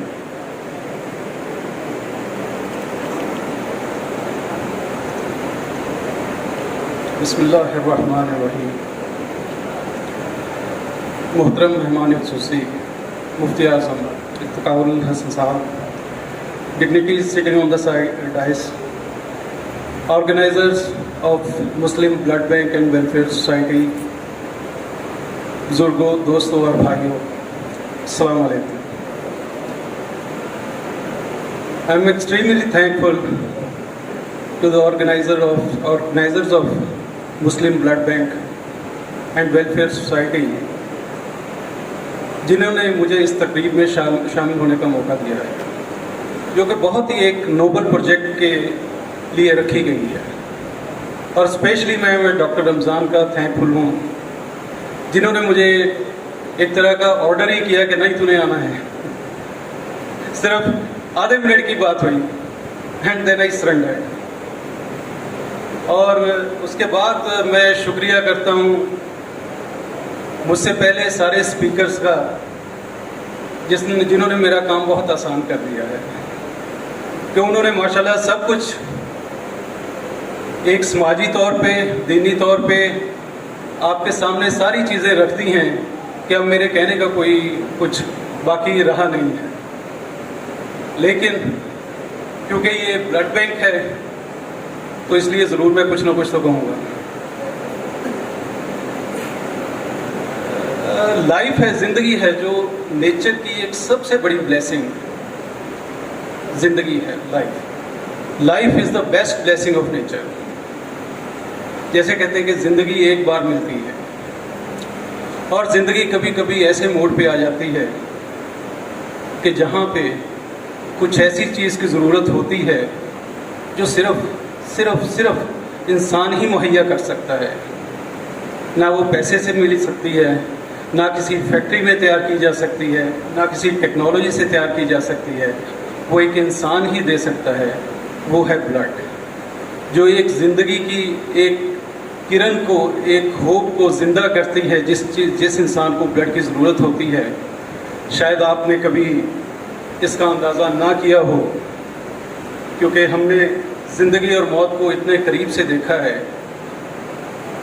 कि जहाँ पे ब्लड जब पेशेंट को वक्ती तौर पे मिल जाए, वह सही वक्त पे मिल जाए, it makes a lot of difference. Blood हर कोई दे सकता है। आप 3 महीने के बाद दोबारा दे सकते हो। इसके 2 पार्ट्स होते हैं, एक लिक्विड और एक सेलुलर पार्ट। जो लिक्विड पार्ट होता है विद इन 24-48 आवर्स पूरा हो जाता है, जो सेलुलर पार्ट होता है वो 2.5-3 महीने में ख़त्म हो जाता है, तकरीबन 200-250 ml निकाला जाता है। सो इसलिए अगर 3 महीने के बाद आपको कभी ज़रूरत पड़े तो आप ब्लड दे सकते हैं। और ये खुदा ने ब्लड की फैक्ट्रियाँ इंसानों में ही लगाई हैं। अगर आप किसी के काम आ सकते हैं ब्लड का हो तो ये एक बहुत ही अच्छा प्रोजेक्ट है जो कि मुस्लिम ब्लड बैंक और वेलफेयर सोसाइटी ने यहाँ पे बनाया है, ताकि वक्त पे जिसको भी ज़रूरत हो वो दिया जा सके।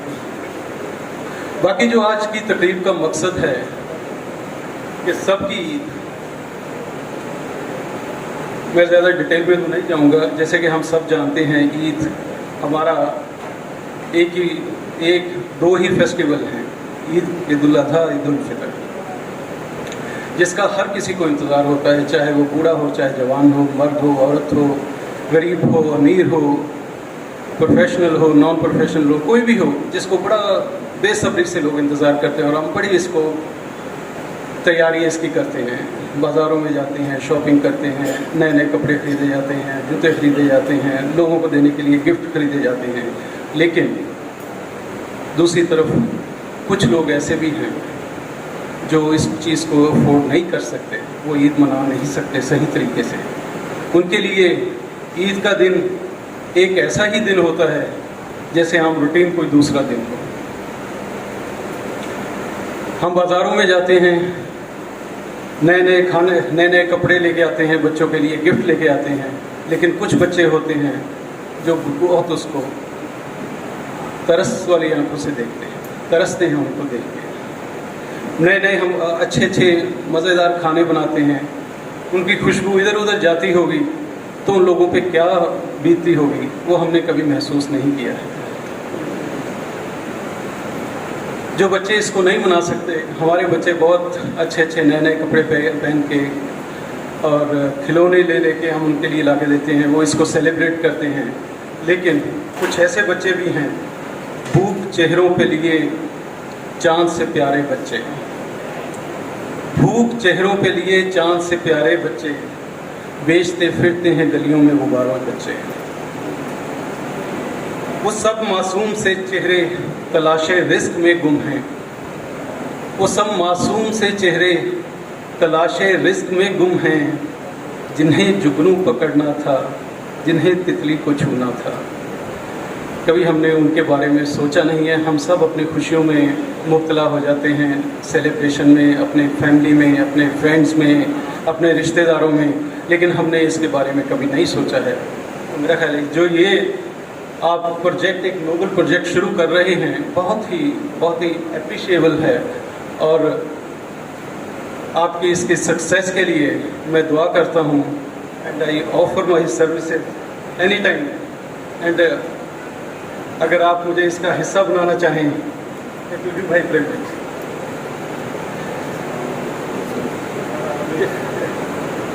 जैसा कि इसके अभी मेरे भाइयों ने बताया कि भी ये जैसे मीट कलेक्शन का है, इसके बारे में मैं 2-4 बातें कहूँगा कि कुछ ऐसी चीज़ें, फाउंडेशंस या ऑर्गेनाइजेशंस हैं। अमेरिका में है ज़कात फाउंडेशन ऑफ अमेरिका, जो तकरीबन 2.5 लाख लोगों को कुर्बानी का गोश्त मुहैया कर रही है। अफ्रीकन कंट्रीज़ में, अमेरिका में, middle east, Asian countries, Latin America में वो क्या करते हैं कि उनका two important part, one is के क्वालिटी ऑफ मीट, कि जो भी उनको पहुँचे बिल्कुल फ्रेश और अच्छा हो। तो वो जिन मुल्कों में जाते हैं वहीं से जानवर ख़रीदते हैं। उसका फ़ायदा ये भी हो जाता है कि लोगों को वहाँ से इकनॉमिकल हेल्प मिल जाती है और वहीं पे डिस्ट्रीब्यूट करते हैं। दूसरा, सिलेक्शन ऑफ नीडी पीपल, जो सबसे ज़्यादा इम्पॉर्टेंट है कि उनको सिलेक्ट करना भी कहाँ पे है। तो वो कहते हैं कि जैसे कुछ लोग होते हैं कि कुर्बानी के लिए पैसे दे देते हैं, वो लोगों से मीट, इसके गोश्त के अलावा पैसे भी इकट्ठे करते हैं। तो दूसरे मुल्कों में जहाँ पे ज़रूरत होती है वहीं से जानवर ख़रीद कर, वहीं पे उनको ज़िबा करके, वहीं पे लोगों को इमीडिएटली इसका मीट, गोश्त वगैरह पहुँचा देते हैं। اور دوسرا یہ کچھ جیسے پچھلے 2 سال سے کووڈ چل رہا ہے، قربانی کا تھوڑی سی مشکل ہو رہی تھی، جانور نہیں آ رہے تھے، بزنس پہ بھی اثر پڑ رہا تھا، تو حیدرآباد میں جامعہ نظامیہ جو ایک ریلیجیس باڈی ہے، انہوں نے یہ فتویٰ دیا ہے کہ اگر قربانی کرنی مشکل ہو ایسے حالات میں تو آپ پیسے بھی دے سکتے ہیں۔ یہ مفتی صاحب بتا سکتے ہیں کہ یہ ٹھیک ہے کہ نہیں، یہ قربانی کے لیے کر سکتے ہیں؟ تو بس میں اپنی بات ایک چھوٹی سی ایک سٹوری کے ساتھ ختم کرتا ہوں کہ قربانی کا گوشت ہمارے لیے صرف ایک گوشت ہے۔ ہم لوگ ماشاءاللہ سب ایسا نہیں ہے کہ ہم پہلی بار یا صرف بقرعید کے دن پہ ہی گوشت کھاتے ہیں، لیکن کچھ لوگ ایسے ہوتے ہیں کہ جن کو صرف اسی دن مہیا ہوتا ہے۔ ایک غازہ میں ایک آدمی کی کہانی ہے، he was 36 year میل، اس کے 6 بچے ہیں۔ تو جب اس کے پاس یہ گوشت پہنچا تو اس نے کچھ اپنی کہانی اور یہ جو ڈائلاگ اپنے لکھے ہیں تو اس نے لکھا تھا کہ الحمدللہ I am living within 4 walls of my house۔ ہمیں کور کرنے کے لیے اوپر چھت ہے اور گھر میں تھوڑا سا کھانا بھی ہے، اور کئی دن ایسے بھی ہوتے ہیں کہ بغیر کھانا کھائے بچوں کو سونا پڑتا ہے۔ میرے بچے اسکول جاتے ہیں اور میں کبھی ایسا نہیں چاہوں گا کہ ان کی قسمت بھی میرے جیسی ہو، تو چاہے مجھے کچھ بھی کرنا پڑے ان کی پڑھائی کے لیے، میں ہر حد تک I can go to any extent، چاہے جو مرضی ہو ان کو پڑھانے کے لیے میں ہر کوشش کروں گا۔ میرے بچے چھوٹے ہیں، جوان ہیں، گروئنگ ایج میں ہیں، لیکن ویک بھی ہیں۔ ان کو کھانے کا جو بیلنس ڈائٹ ہوتی ہے نرشمنٹ پوائنٹ آف ویو سے وہ پوری نہیں ملتی۔ میں کبھی کبھی گاؤں میں جاتا ہوں کام کرنے کے لیے، وہاں پہ جو مجھے مزدوری ملتی ہے انویریبلی کیش نہیں ملتا، تو سبزیاں یا کچھ ایسی چیزیں مل جاتی ہیں، تو میں کوئی گوشت یا فروٹ اپنے بچوں کے لیے نہیں خرید سکتا۔ ہاں کبھی کبھی 2-4 مہینے کے بعد گورنمنٹ کی طرف سے کچھ تھوڑے بہت پیسے آ جاتے ہیں جن سے میں کوئی فروٹس وغیرہ یہ لا کے دے سکتا ہوں۔ جو اس نے لکھا ہے کہ for me Eid is a sad occasion,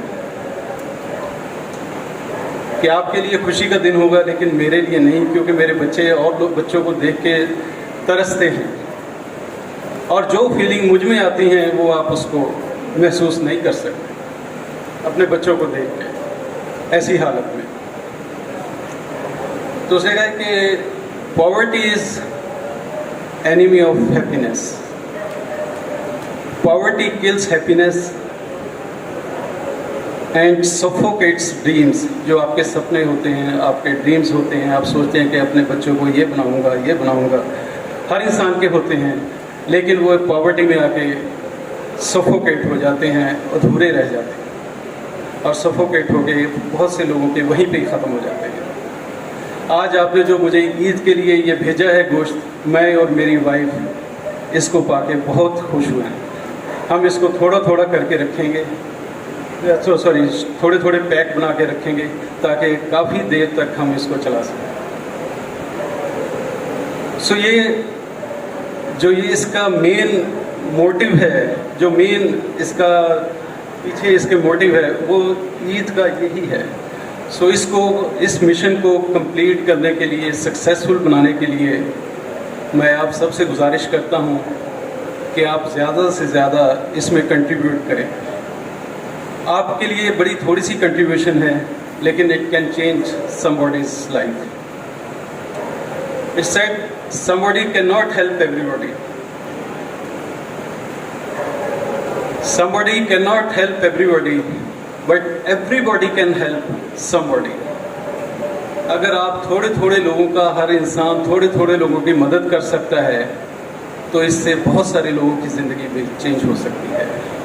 جو آپ نے کہا تھا کہ گھر سے مسجد ہے بہت دور، so be a reason for behind somebody smile. آپ ایک ذریعہ بنیے کسی کے خوشی کے، کسی کے ہونٹوں پہ ہنسی کے لیے، آپ وہ ذریعہ بنیے۔ You have not lived, if you have not changed the life of somebody۔ آپ نے صرف وقت گزارا ہے، ٹائم پورا کیا ہے اپنی زندگی کا، لیکن زندگی جیے نہیں ہے۔ زندگی وہ ہے वो जीने का नाम है अगर आप किसी की ज़िंदगी में कोई चेंज ला सकते हैं। क्या खाक वो जीना है जो अपने ही लिए हो, क्या खाक वो जीना है जो अपने ही लिए हो, खुद मिट के किसी और को मिटने से बचा ले।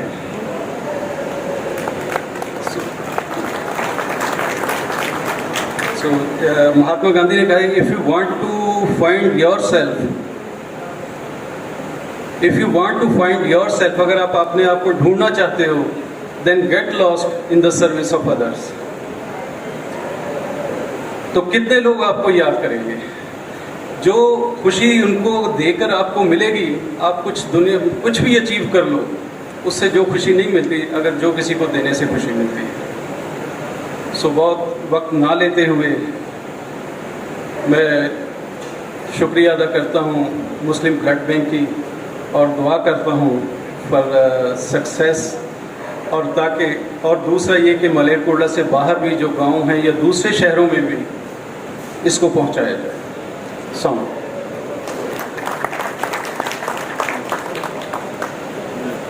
बहुत बहुत शुक्रिया डॉक्टर साहब। एक और जो बात चल रही थी भी इसकी सफाई के लिए, हम सब जानते हैं कि सफाई, अभी 2-3 साल पहले मैं रियाज से बात कर रहा था कि जैसे हम कंट्रीब्यूट करके, जैसे कोई ये बिल्डिंग्स होती हैं, कम्युनिटी सेंटर्स होते हैं या और होते हैं, क्यों ना कोई ऐसा बुचर खाना बनाया जाए कि जहाँ पे एक तो टाइम की बचत हो जाएगी, जिन्होंने कुर्बानी करवानी हो तो अपना पहले बुकिंग करवा लें। एक तो जो कुर्बानी करने के लिए हमको इधर उधर ढूंढना पड़ता है, वो जल्दी जल्दी इधर से उधर भाग के जाते हैं, इधर से उधर भाग के जाते हैं, वहाँ पे टाइम दिया होता है, वहाँ पे थोड़ा सा टाइम लग गया, तो जिसकी कुर्बानी होती है वो वेट कर रहा होता है कि क्यों नहीं आए, कहाँ नहीं आए। तो किसी जगह पे ऐसे, चाहे टेम्प्रेरी तौर पर हो जाए, चाहे ये परमानेंट तौर पे हो जाए, कोई जगह खरीद के, या शहर से थोड़ा सा बाहर हो, शहर के अंदर हो, किसी उसमें एक शेड डाल दिया जाए, पानी का इंतज़ाम कर दिया जाए और उसमें इसका कर दिया जाए, जिसने कुर्बानी करवानी हो तो वहाँ पे आए, कुर्बानी करवाए, जो भी वेस्ट प्रोडक्ट्स हैं वहाँ से इकट्ठी करके कोई डंपिंग, उसमें वेल वक्ती तौर पर एक कुआं सा बना दिया जाए जिसमें सब कुछ डंप कर दिया जाए, बजाय इसके कि प्लास्टिक में और सब इकट्ठा करके, जब इकट्ठा करके कहीं और भी डंप करेंगे फिर भी दिक्कत आएगी उसमें। तो दूसरा ये है कि जिसने जो डोनेट करना हो वो वहीं पे अपना गोश्त डोनेट कर रहे, बजाय इसके कि वो वहाँ से लेने जाए, या शहर के किसी भी एक कोने में, 2 कोने में, या सारे चारों कोनों में कोई भी ऐसा इंतज़ाम अगर हो जाए, या टेम्प्रेरी तौर पर स्कूलों में छुट्टियां होती हैं, किसी स्कूल के बाहर हो जहाँ पे कच्चा मैदान हो, ग्राउंड हो, तो उसको बाद में सफाई कर दी जाए, या शहर से बाहर हो, कोई खेत में हो, वक्ती तौर पे शेड डाल के। तो अगर ऐसा किया जा सके,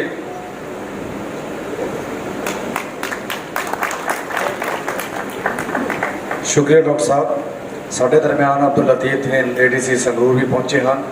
ਅਸੀਂ ਪੂਰੀ ਬਲੱਡ ਬੈਂਕ ਦੀ ਟੀਮ ਵੱਲੋਂ ਉਹਨਾਂ ਨੂੰ ਜੀ ਆਇਆਂ ਆਖਦੇ ਹਾਂ ਤੇ ਧੰਨਵਾਦ ਵੀ ਕਰਦੇ ਹਾਂ ਕਿ ਸਰ ਆਪਣੇ ਕੀਮਤੀ ਸਮੇਂ 'ਚ ਸਮਾਂ ਕੱਢ ਕੇ ਇੱਥੇ ਪਹੁੰਚੇ ਹਨ।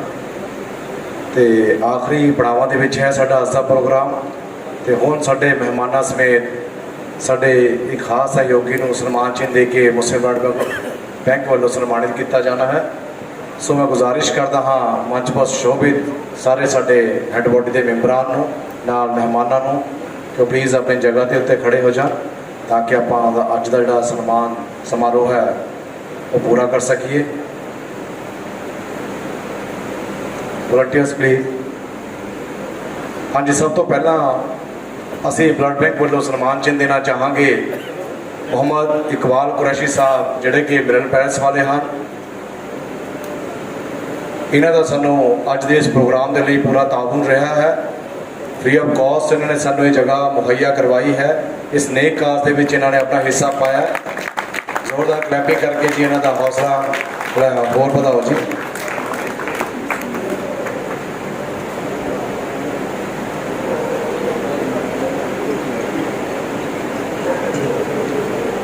ਇੱਕ ਸਾਡੇ ਹੋਰ ਸਹਿਯੋਗੀ ਹਨ JB ਰਿਟੇਲਰਸ ਵਾਲੇ, ਥੋੜਾ ਜਿਹਾ ਬਿਜ਼ੀ ਹੋਣ ਕਰਕੇ ਇੱਥੇ ਚਲੇ ਗਏ। ਜਿਹੜੀਆਂ ਤੁਸੀਂ ਆ ਰੈੱਡ ਕਲਰ ਦੀਆਂ ਸਾਡੀਆਂ ਵਲੰਟੀਅਰਸ ਦੀ ਇੱਕ ਡਰੈਸ ਦੇਖ ਰਹੇ ਹੋ, ਜੋ ਕਿ ਈਦ ਦੇ ਉੱਤੇ ਅਸੀਂ ਯੂਜ਼ ਕਰਨੀ ਹੈ, ਇਹ ਉਹਨਾਂ ਵੱਲੋਂ ਹੀ ਸਾਨੂੰ ਡੋਨੇਟ ਕੀਤੀਆਂ ਗਈਆਂ ਹਨ। ਤੇ ਇੱਕ ਸਪੈਸ਼ਲ ਉਹਨਾਂ ਵੱਲੋਂ ਆਫਰ ਵੀ ਹੈ ਵੀ ਜੋ ਕੋਈ ਵੀ ਵਲੰਟੀਅਰ ਮੁਸਲਿਮ ਬਲੱਡ ਬੈਂਕ ਦਾ ਅਗਰ ਉਹਨਾਂ ਦੀ ਸ਼ਾਪ ਦੇ ਉੱਤੇ ਜਾਂਦਾ ਹੈ ਤਾਂ ਉਸ ਦੇ ਵਾਸਤੇ 10% ਦਾ ਐਕਸਟਰਾ ਡਿਸਕਾਊਂਟ ਉਹਨਾਂ ਨੂੰ ਦਿੱਤਾ ਜਾਏਗਾ। ਚਾਹੇ ਉਹ ਨਵਾਂ ਵਲੰਟੀਅਰ ਹੈ, ਚਾਹੇ ਪੁਰਾਣਾ ਹੈ, ਚਾਹੇ ਕੋਈ ਨਵਾਂ ਜੁੜਨ ਵਾਲਾ ਜਾਂਦਾ ਤਾਂ 10% ਦਾ ਡਿਸਕਾਊਂਟ ਦਿੱਤਾ ਜਾਏਗਾ। ਸੋ ਹੁਣ ਸਾਡੇ ਹੈੱਡ ਬੋਡੀ ਦੇ ਮੈਂਬਰਾਂ ਵੱਲੋਂ ਮੁਫਤੀ ਸਾਹਿਬ ਨੂੰ ਸਨਮਾਨ ਚਿੰਨ੍ਹ ਦੇ ਕੇ ਉਹਨਾਂ ਦਾ ਸਨਮਾਨ ਕੀਤਾ ਜਾਣਾ ਹੈ। ਮੁਫਤੀ ਆਜ਼ਮ ਪੰਜਾਬ।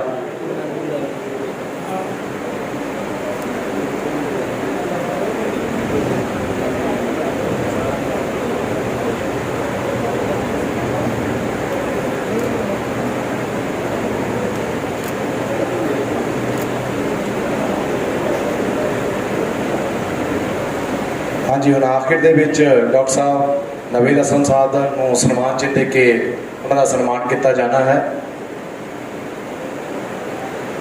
ਮੈਂ ਤੇ ਸਾਰੇ ਹਾਜ਼ਰਨ ਦੀ ਧਿਆਨ ਹੀ ਦੱਸ ਦੇਵਾਂ ਕਿ ਭਾਵੇਂ ਸਾਨੂੰ ਬਹੁਤ ਸਾਰੇ ਸਾਥੀਆਂ ਵੱਲੋਂ ਜਿਸ ਤਰ੍ਹਾਂ ਕਿ ਪਹਿਲਾਂ ਦੱਸਿਆ ਜਾ ਚੁੱਕਿਆ ਹੈ ਕਿ ਪੂਰੇ ਜਾਨਵਰ ਦੀਆਂ ਆਫਰਸ ਆਈਆਂ ਹਨ, ਉਹਨਾਂ ਨੇ ਆਪਣੇ ਨਾਮ ਸਾਨੂੰ ਨੋਟ ਕਰਵਾਏ ਹਨ, ਪਰ ਇਸ ਦੇ ਵਿੱਚ ਇਹ ਜ਼ਰੂਰੀ ਨਹੀਂ ਹੈ ਕਿ ਤੁਸੀਂ ਇੱਕ ਜਾਨਵਰ ਹੀ ਸਾਨੂੰ ਡੋਨੇਟ ਕਰਨਾ ਹੈ।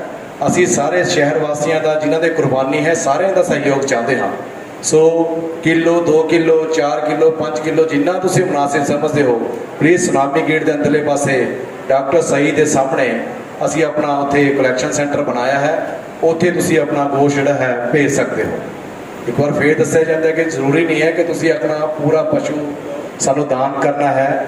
ਜਿੰਨੀ ਤੁਹਾਡੀ ਹੁਬ ਹੈ, ਜਿੰਨੀ ਵਸਤ ਅੱਲਾਹ ਤਾਲਾ ਨੇ ਤੁਹਾਨੂੰ ਦਿੱਤੀ ਹੈ, ਉਸ ਦੇ ਵਿੱਚੋਂ ਕੁਝ ਹਿੱਸਾ ਵੀ ਅਗਰ ਤੁਸੀਂ ਸਾਨੂੰ ਮੁਹੱਈਆ ਕਰਵਾਉਂਦੇ ਹੋ ਤਾਂ ਸਾਡੇ ਵਾਸਤੇ ਖੁਸ਼ੀ ਦੀ ਗੱਲ ਹੋਏਗੀ। ਸੋ ਜੀ, ਇੱਕ ਹੋਰ ਖਾਸ ਗੱਲ ਦਾ ਧਿਆਨ ਰੱਖਿਆ ਜਾਵੇ ਕਿਉਂਕਿ ਸਾਡੀ ਕੋਸ਼ਿਸ਼ ਹੈ ਕਿ ਅਸੀਂ ਦੁਪਹਿਰ ਤੋਂ ਬਾਅਦ ਜ਼ਰੂਰਤਮੰਦਾਂ ਤੱਕ ਜਿਹੜੀ ਕਲੈਕਸ਼ਨ ਹੋਈ ਹੈ ਉਹਦਾ ਕਾਫੀ ਹਿੱਸਾ ਪਹੁੰਚਾ ਸਕੀਏ। ਸੋ ਤੁਹਾਨੂੰ ਗੁਜ਼ਾਰਿਸ਼ ਹੈ ਕਿ ਮੋਸਟਲੀ ਘਰਾਂ ਦੇ ਵਿੱਚ ਕੁਰਬਾਨੀਆਂ ਜਲਦੀ ਹੋ ਜਾਂਦੀਆਂ ਨੇ, ਸੋ ਗੋਸ਼ਤ ਵੀ ਜਲਦੀ ਹੀ ਸਾਡੇ ਤੱਕ ਪਹੁੰਚਾਉਣ ਦੀ ਕਿਰਪਾਲਤਾ ਕੀਤੀ ਜਾਵੇ ਤਾਂ ਕਿ ਲੋੜਵੰਦਾਂ ਤੱਕ ਸਮੇਂ ਸਿਰ ਪਹੁੰਚ ਜਾਵੇ। ਜੇ ਤੁਸੀਂ ਚਾਹੁੰਦੇ ਹੋ, ਸਾਡੀ ਕੋਸ਼ਿਸ਼ ਹੈ ਕਿ ਤੁਸੀਂ ਸਾਡੇ ਕੋਲ ਨਾਂ ਨੋਟ ਕਰਾ ਕੇ ਜਾਵੋ ਜੋ ਸਾਨੂੰ ਡੋਨੇਸ਼ਨ ਦੇਣਾ ਚਾਹੁੰਦੇ ਹੋਣ ਗੋਸ਼ਤ ਦੇ ਰੂਪ ਦੇ ਵਿੱਚ, ਕਿ ਸਾਡੇ ਪਹਿਲੇ ਦਿਨ ਕੁਰਬਾਨੀ ਹੈ, ਅਸੀਂ ਇੰਨਾ ਤੁਹਾਨੂੰ ਗੋਸ਼ਤ ਜਿਹੜਾ ਹੈਗਾ ਉਹ ਮਸਕੀਨਾਂ ਦੇ ਵਾਸਤੇ ਦੇ ਦਾਂਗੇ, ਇੱਥੇ ਪਹੁੰਚਦਾ ਕਰ ਦੇਵਾਂਗੇ, ਤਾਂ ਕਿ ਸਾਡੇ ਕੋਲ ਇੱਕ ਅਨੁਮਾਨ ਲੱਗ ਸਕੇ ਕਿ ਅਸੀਂ ਪਹਿਲੇ ਦਿਨ ਕਿੰਨੇ ਲੋਕਾਂ ਤੱਕ ਪਹੁੰਚ ਕਰ ਸਕਦੇ ਹਾਂ। ਜਿਸ ਤਰ੍ਹਾਂ ਕਿ ਸਾਡੇ ਬੁਲਾਰੇ ਨੇ ਦੱਸਿਆ ਹੈ, ਲਗਭਗ ਅਸੀਂ ਹੁਣ ਤੱਕ 200 ਫੈਮਲੀਜ਼ ਨੂੰ ਆਇਡੈਂਟੀਫਾਈ ਕਰ ਚੁੱਕੇ ਹਾਂ ਜਿਨ੍ਹਾਂ ਨੂੰ ਗੋਸ਼ਤ ਦੀ ਅਤੀ ਜ਼ਰੂਰਤ ਹੈ। ਸੋ ਤੁਹਾਡੇ ਸਹਿਯੋਗ ਦੀ ਵੀ ਸਾਨੂੰ ਅਤੀ ਜ਼ਰੂਰਤ ਹੈ, ਅਸੀਂ ਇਕੱਲੇ ਕੁਝ ਨਹੀਂ ਕਰ ਸਕਦੇ। ਅੱਲਾਹ ਤਾਲਾ ਦੀ ਮਦਦ ਦੇ ਨਾਲ ਤੁਹਾਡੇ ਲੋਕਾਂ ਦੀ ਮਦਦ ਚਾਹੀਦੀ ਹੈ। ਅੱਲਾਹ ਤਾਲਾ ਤੁਹਾਡੇ ਅੰਦਰ ਨੇਕੀ ਦਾ ਜਿਹੜਾ ਹੈ ਜਜ਼ਬਾ ਪੈਦਾ ਕਰੇ, ਤਾਂ ਹੀ ਆਪਾਂ ਇਸ ਕੰਮ ਨੂੰ ਜਿਹੜਾ ਹੈਗਾ ਜੋ ਅਸੀਂ ਸੋਚਿਆ ਹੈ ਉਹ ਸਿਰੇ ਤੱਕ ਅੰਜਾਮ ਦੇ ਸਕਦੇ ਹਾਂ। ਸੋ ਆਖਿਰ ਦੇ ਵਿੱਚ ਮੈਂ ਸਾਡੀ ਹੈੱਡ ਬੋਡੀ ਦੇ ਪ੍ਰਧਾਨ ਡਾਕਟਰ ਮੁਹੰਮਦ ਰਮਜ਼ਾਨ ਸਾਹਿਬ ਨੂੰ ਗੁਜ਼ਾਰਿਸ਼ ਕਰਦਾ ਹਾਂ ਕਿ ਆਏ ਸਾਰੇ ਮਹਿਮਾਨਾਂ ਦਾ ਧੰਨਵਾਦ ਕਰਨ ਜੀ। ਡਾਕਟਰ ਮੁਹੰਮਦ ਰਮਜ਼ਾਨ ਸਾਹਿਬ।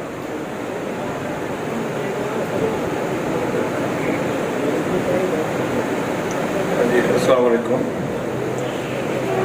ਪਹਿਲਾਂ ਮੈਂ ਥੋੜਾ ਕਰੈਕਟ ਕਰਦੇ ਆ ਸਾਡੇ ਹੈਡਮਾਸਟਰ ਸਾਹਿਬ ਸਾਡੇ ਮੇਰ ਸਾਰੇ ਸੰਚਾਲਨ ਨੂੰ ਕਰ ਰਹੇ ਫਿਗਰ ਜਿਹੜੀ ਹੈਗੀ ਆ 2000 ਪਲੱਸ ਹੈਗੀ ਆ ਜਿਹੜੀ ਸਾਡੇ ਕੋਲ ਹੈਗੀ ਆ। ਅੱਜ ਵੀ ਸਾਡੇ ਕੋਲ 2 ਲਿਸਟਾਂ ਆਈਆਂ ਜਿਹੜੀਆਂ ਇਟਸ ਗੋਇੰਗ ਟੂ ਅਬਵ 2000।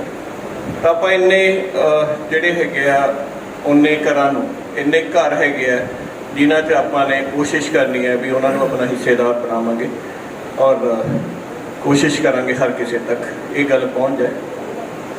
ਤੇ ਡਾਕਟਰ ਨਵੀਦ ਨੇ ਕਿਹਾ ਕਿ ਵੀ ਮੈਨੂੰ ਹਿੱਸਾ ਬਣਾਇਓ। You are dear, you are always with us.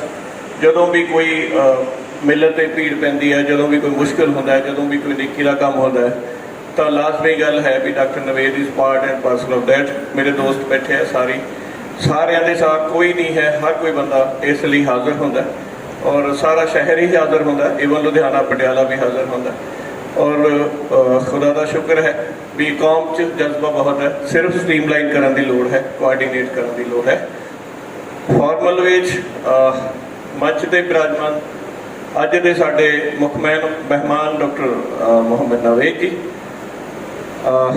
Professor cardiology Dayanand Medical College, Zupart, Hero Heart, and Mufti Sahab, Mufti Azam Punjab Janab Irtaqawal Hasan Kandhalwi, Muslim Blood Bank ਦੇ ਸਮੂਹ ਮੈਂਬਰਾਂ ਤੇ ਸਾਡੇ ਸਾਰੇ ਇਸ ਮਿਸ਼ਨ ਦੀ ਜਾਨ ਸਾਡਾ ਯੂਥ ਬ੍ਰਿਗੇਡ ਤੇ ਸਾਡੇ ਨਿੱਕੇ ਤੇ ਸਾਡੇ ਨਿੱਕੇ ਜਿਹੇ ਸੱਦੇ ਤੇ ਆਪਣਾ ਕੀਮਤੀ ਸਮਾਂ ਦੇਣ ਲਈ ਪਹੁੰਚੇ ਸ਼ਹਿਰ ਮਲੇਰਕੋਟਲੇ ਦੀਆਂ ਸਾਰੀਆਂ ਬਹੁਤ ਸ਼ਖਸੀਅਤਾਂ, अस्सलाम वालेकुम। मैं Muslim blood bank and welfare society register Malerkotla के मुखी की हैसीयत नाल अपनी पूरी टीम वालों जिन्ने भी लोग अपना समा कढ़ के अज इत्थे इस प्रोग्राम में शिरकत लिए पहुंचे हैं, मैं उन्हां दा दिल दीआं गहराइयां तो धन्नवाद करदा हाँ, क्योंकि साडा सारियां दा इत्थे इकट्ठे होना एक अजिही सोच ते फिक्र ते पहरा देना है जिस नाल साडे समाज नूं एक नवीं दिशा मिलेगी इंशाअल्लाह। ते साडे नौजवान साडे कोल एक अजिही फिक्र लैके आए जिस विच हुण तक ज़्यादातर अखों परोखे कीते गरीब और मस्कीन लोगों का हक उन्हां तक पहुँचाउण दी सोच सी। असीं तुरंत इस वधिया सोच ते पहरा दिंदे हां, इसे ईद तो इस काम करन दा तहिया कीता। जिस तरह के तुसीं सारे जान चुके हो, ਵੱਖ-ਵੱਖ बुलारियां ने तुहानूं पूरी डिटेल विच दस ही दिता है कि इस ईद ते कुर्बानी के गोश्त विचों गरीबां ते मस्कीनां दा बनदा हिस्सा उन्हां तक पहुँचाउण लई Muslim blood bank and welfare society अगे आई है। ये सब तां ही संभव है जेकर सारे शहर वासी जिन्हां दे घर कुर्बानी है दिल खोल के अपना सहयोग देंगे। इस काम में काफ़ी हद तक कामयाबी भी मिल चुकी है। बहुत सारे लोगों ने हाथ अगे बढ़ाया है और फिर भी चाहे कोई पाइया दे के जाए चाहे कोई 25 किलो दे, ये सब लिए अपनी अपनी हैसियत मुताबिक है, लेकिन हिस्सा जरूर पाया जाए। इसलिए इस काम में काफ़ी हद तक कामयाबी मिल चुकी है। कई लोग साडे नाल जुड़े हैं, उन्होंने धन्यवाद ते उम्मीद करते हैं कि तुसीं भी इस नेकारी विच अपना हिस्सा पाओगे। इत्थे मैं विशेष तौर पर जनाब फयाज फारूकी साहब ADGP पंजाब का भी जिक्र करना चाहांगा। उन्होंने भी मुस्लिम ब्लड बैंक के इस उपराले की शलाघा की है। उन्होंने अज बतौर चीफ गेस्ट साडे दरम्यान होना सी, परंतु कुछ जरूरी रुझेवियां कारण वो अज इत्थे आउण तो कासर सन, पर इस नए काम की शुरुआत उन्होंने वालों बेस्ट विशेस भेजिया गई हैं। सो ज़्यादा समा ना लैंदा होया एक बार फिर पूरी टीम वालों तुहाडा सारिਆਂ ਦਾ धन्यवाद ते उम्मीद करता है कि तुसीं इस ईद नूं सब दी ईद बनाउण लई साडा साथ जरूर दोगे इंशाअल्लाह। खुदा हाफिज़।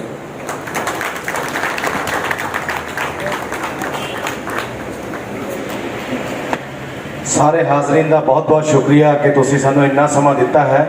इंशाअल्लाह कुछ ही समय तो बाद आपां इत्थे नमाज भी परफॉर्म करनी है। मुफ्ती साहब साडे दरम्यान मौजूद हैं। सो जिन्हें हाजरीन ने चाह नहीं पीती ज़रूर चाह नोश फरमा के जाइयो। वॉलंटियर्स जिन्होंने रेड कलर की T-शर्ट पहनी हुई है उन्होंने भी गुजारिश है कि स्टेज के अगे आ जान ताकि एक ग्रुप फोटो जी है आप करवा सकीए। जिन्हें भी वॉलंटियर्स हैं मेरी आवाज़ सुन रहे हैं प्लीज़ सारे आ जान जी। बहुत बहुत शुक्रिया जी तुहाडा सारिਆਂ ਦਾ सहयोग देने लई।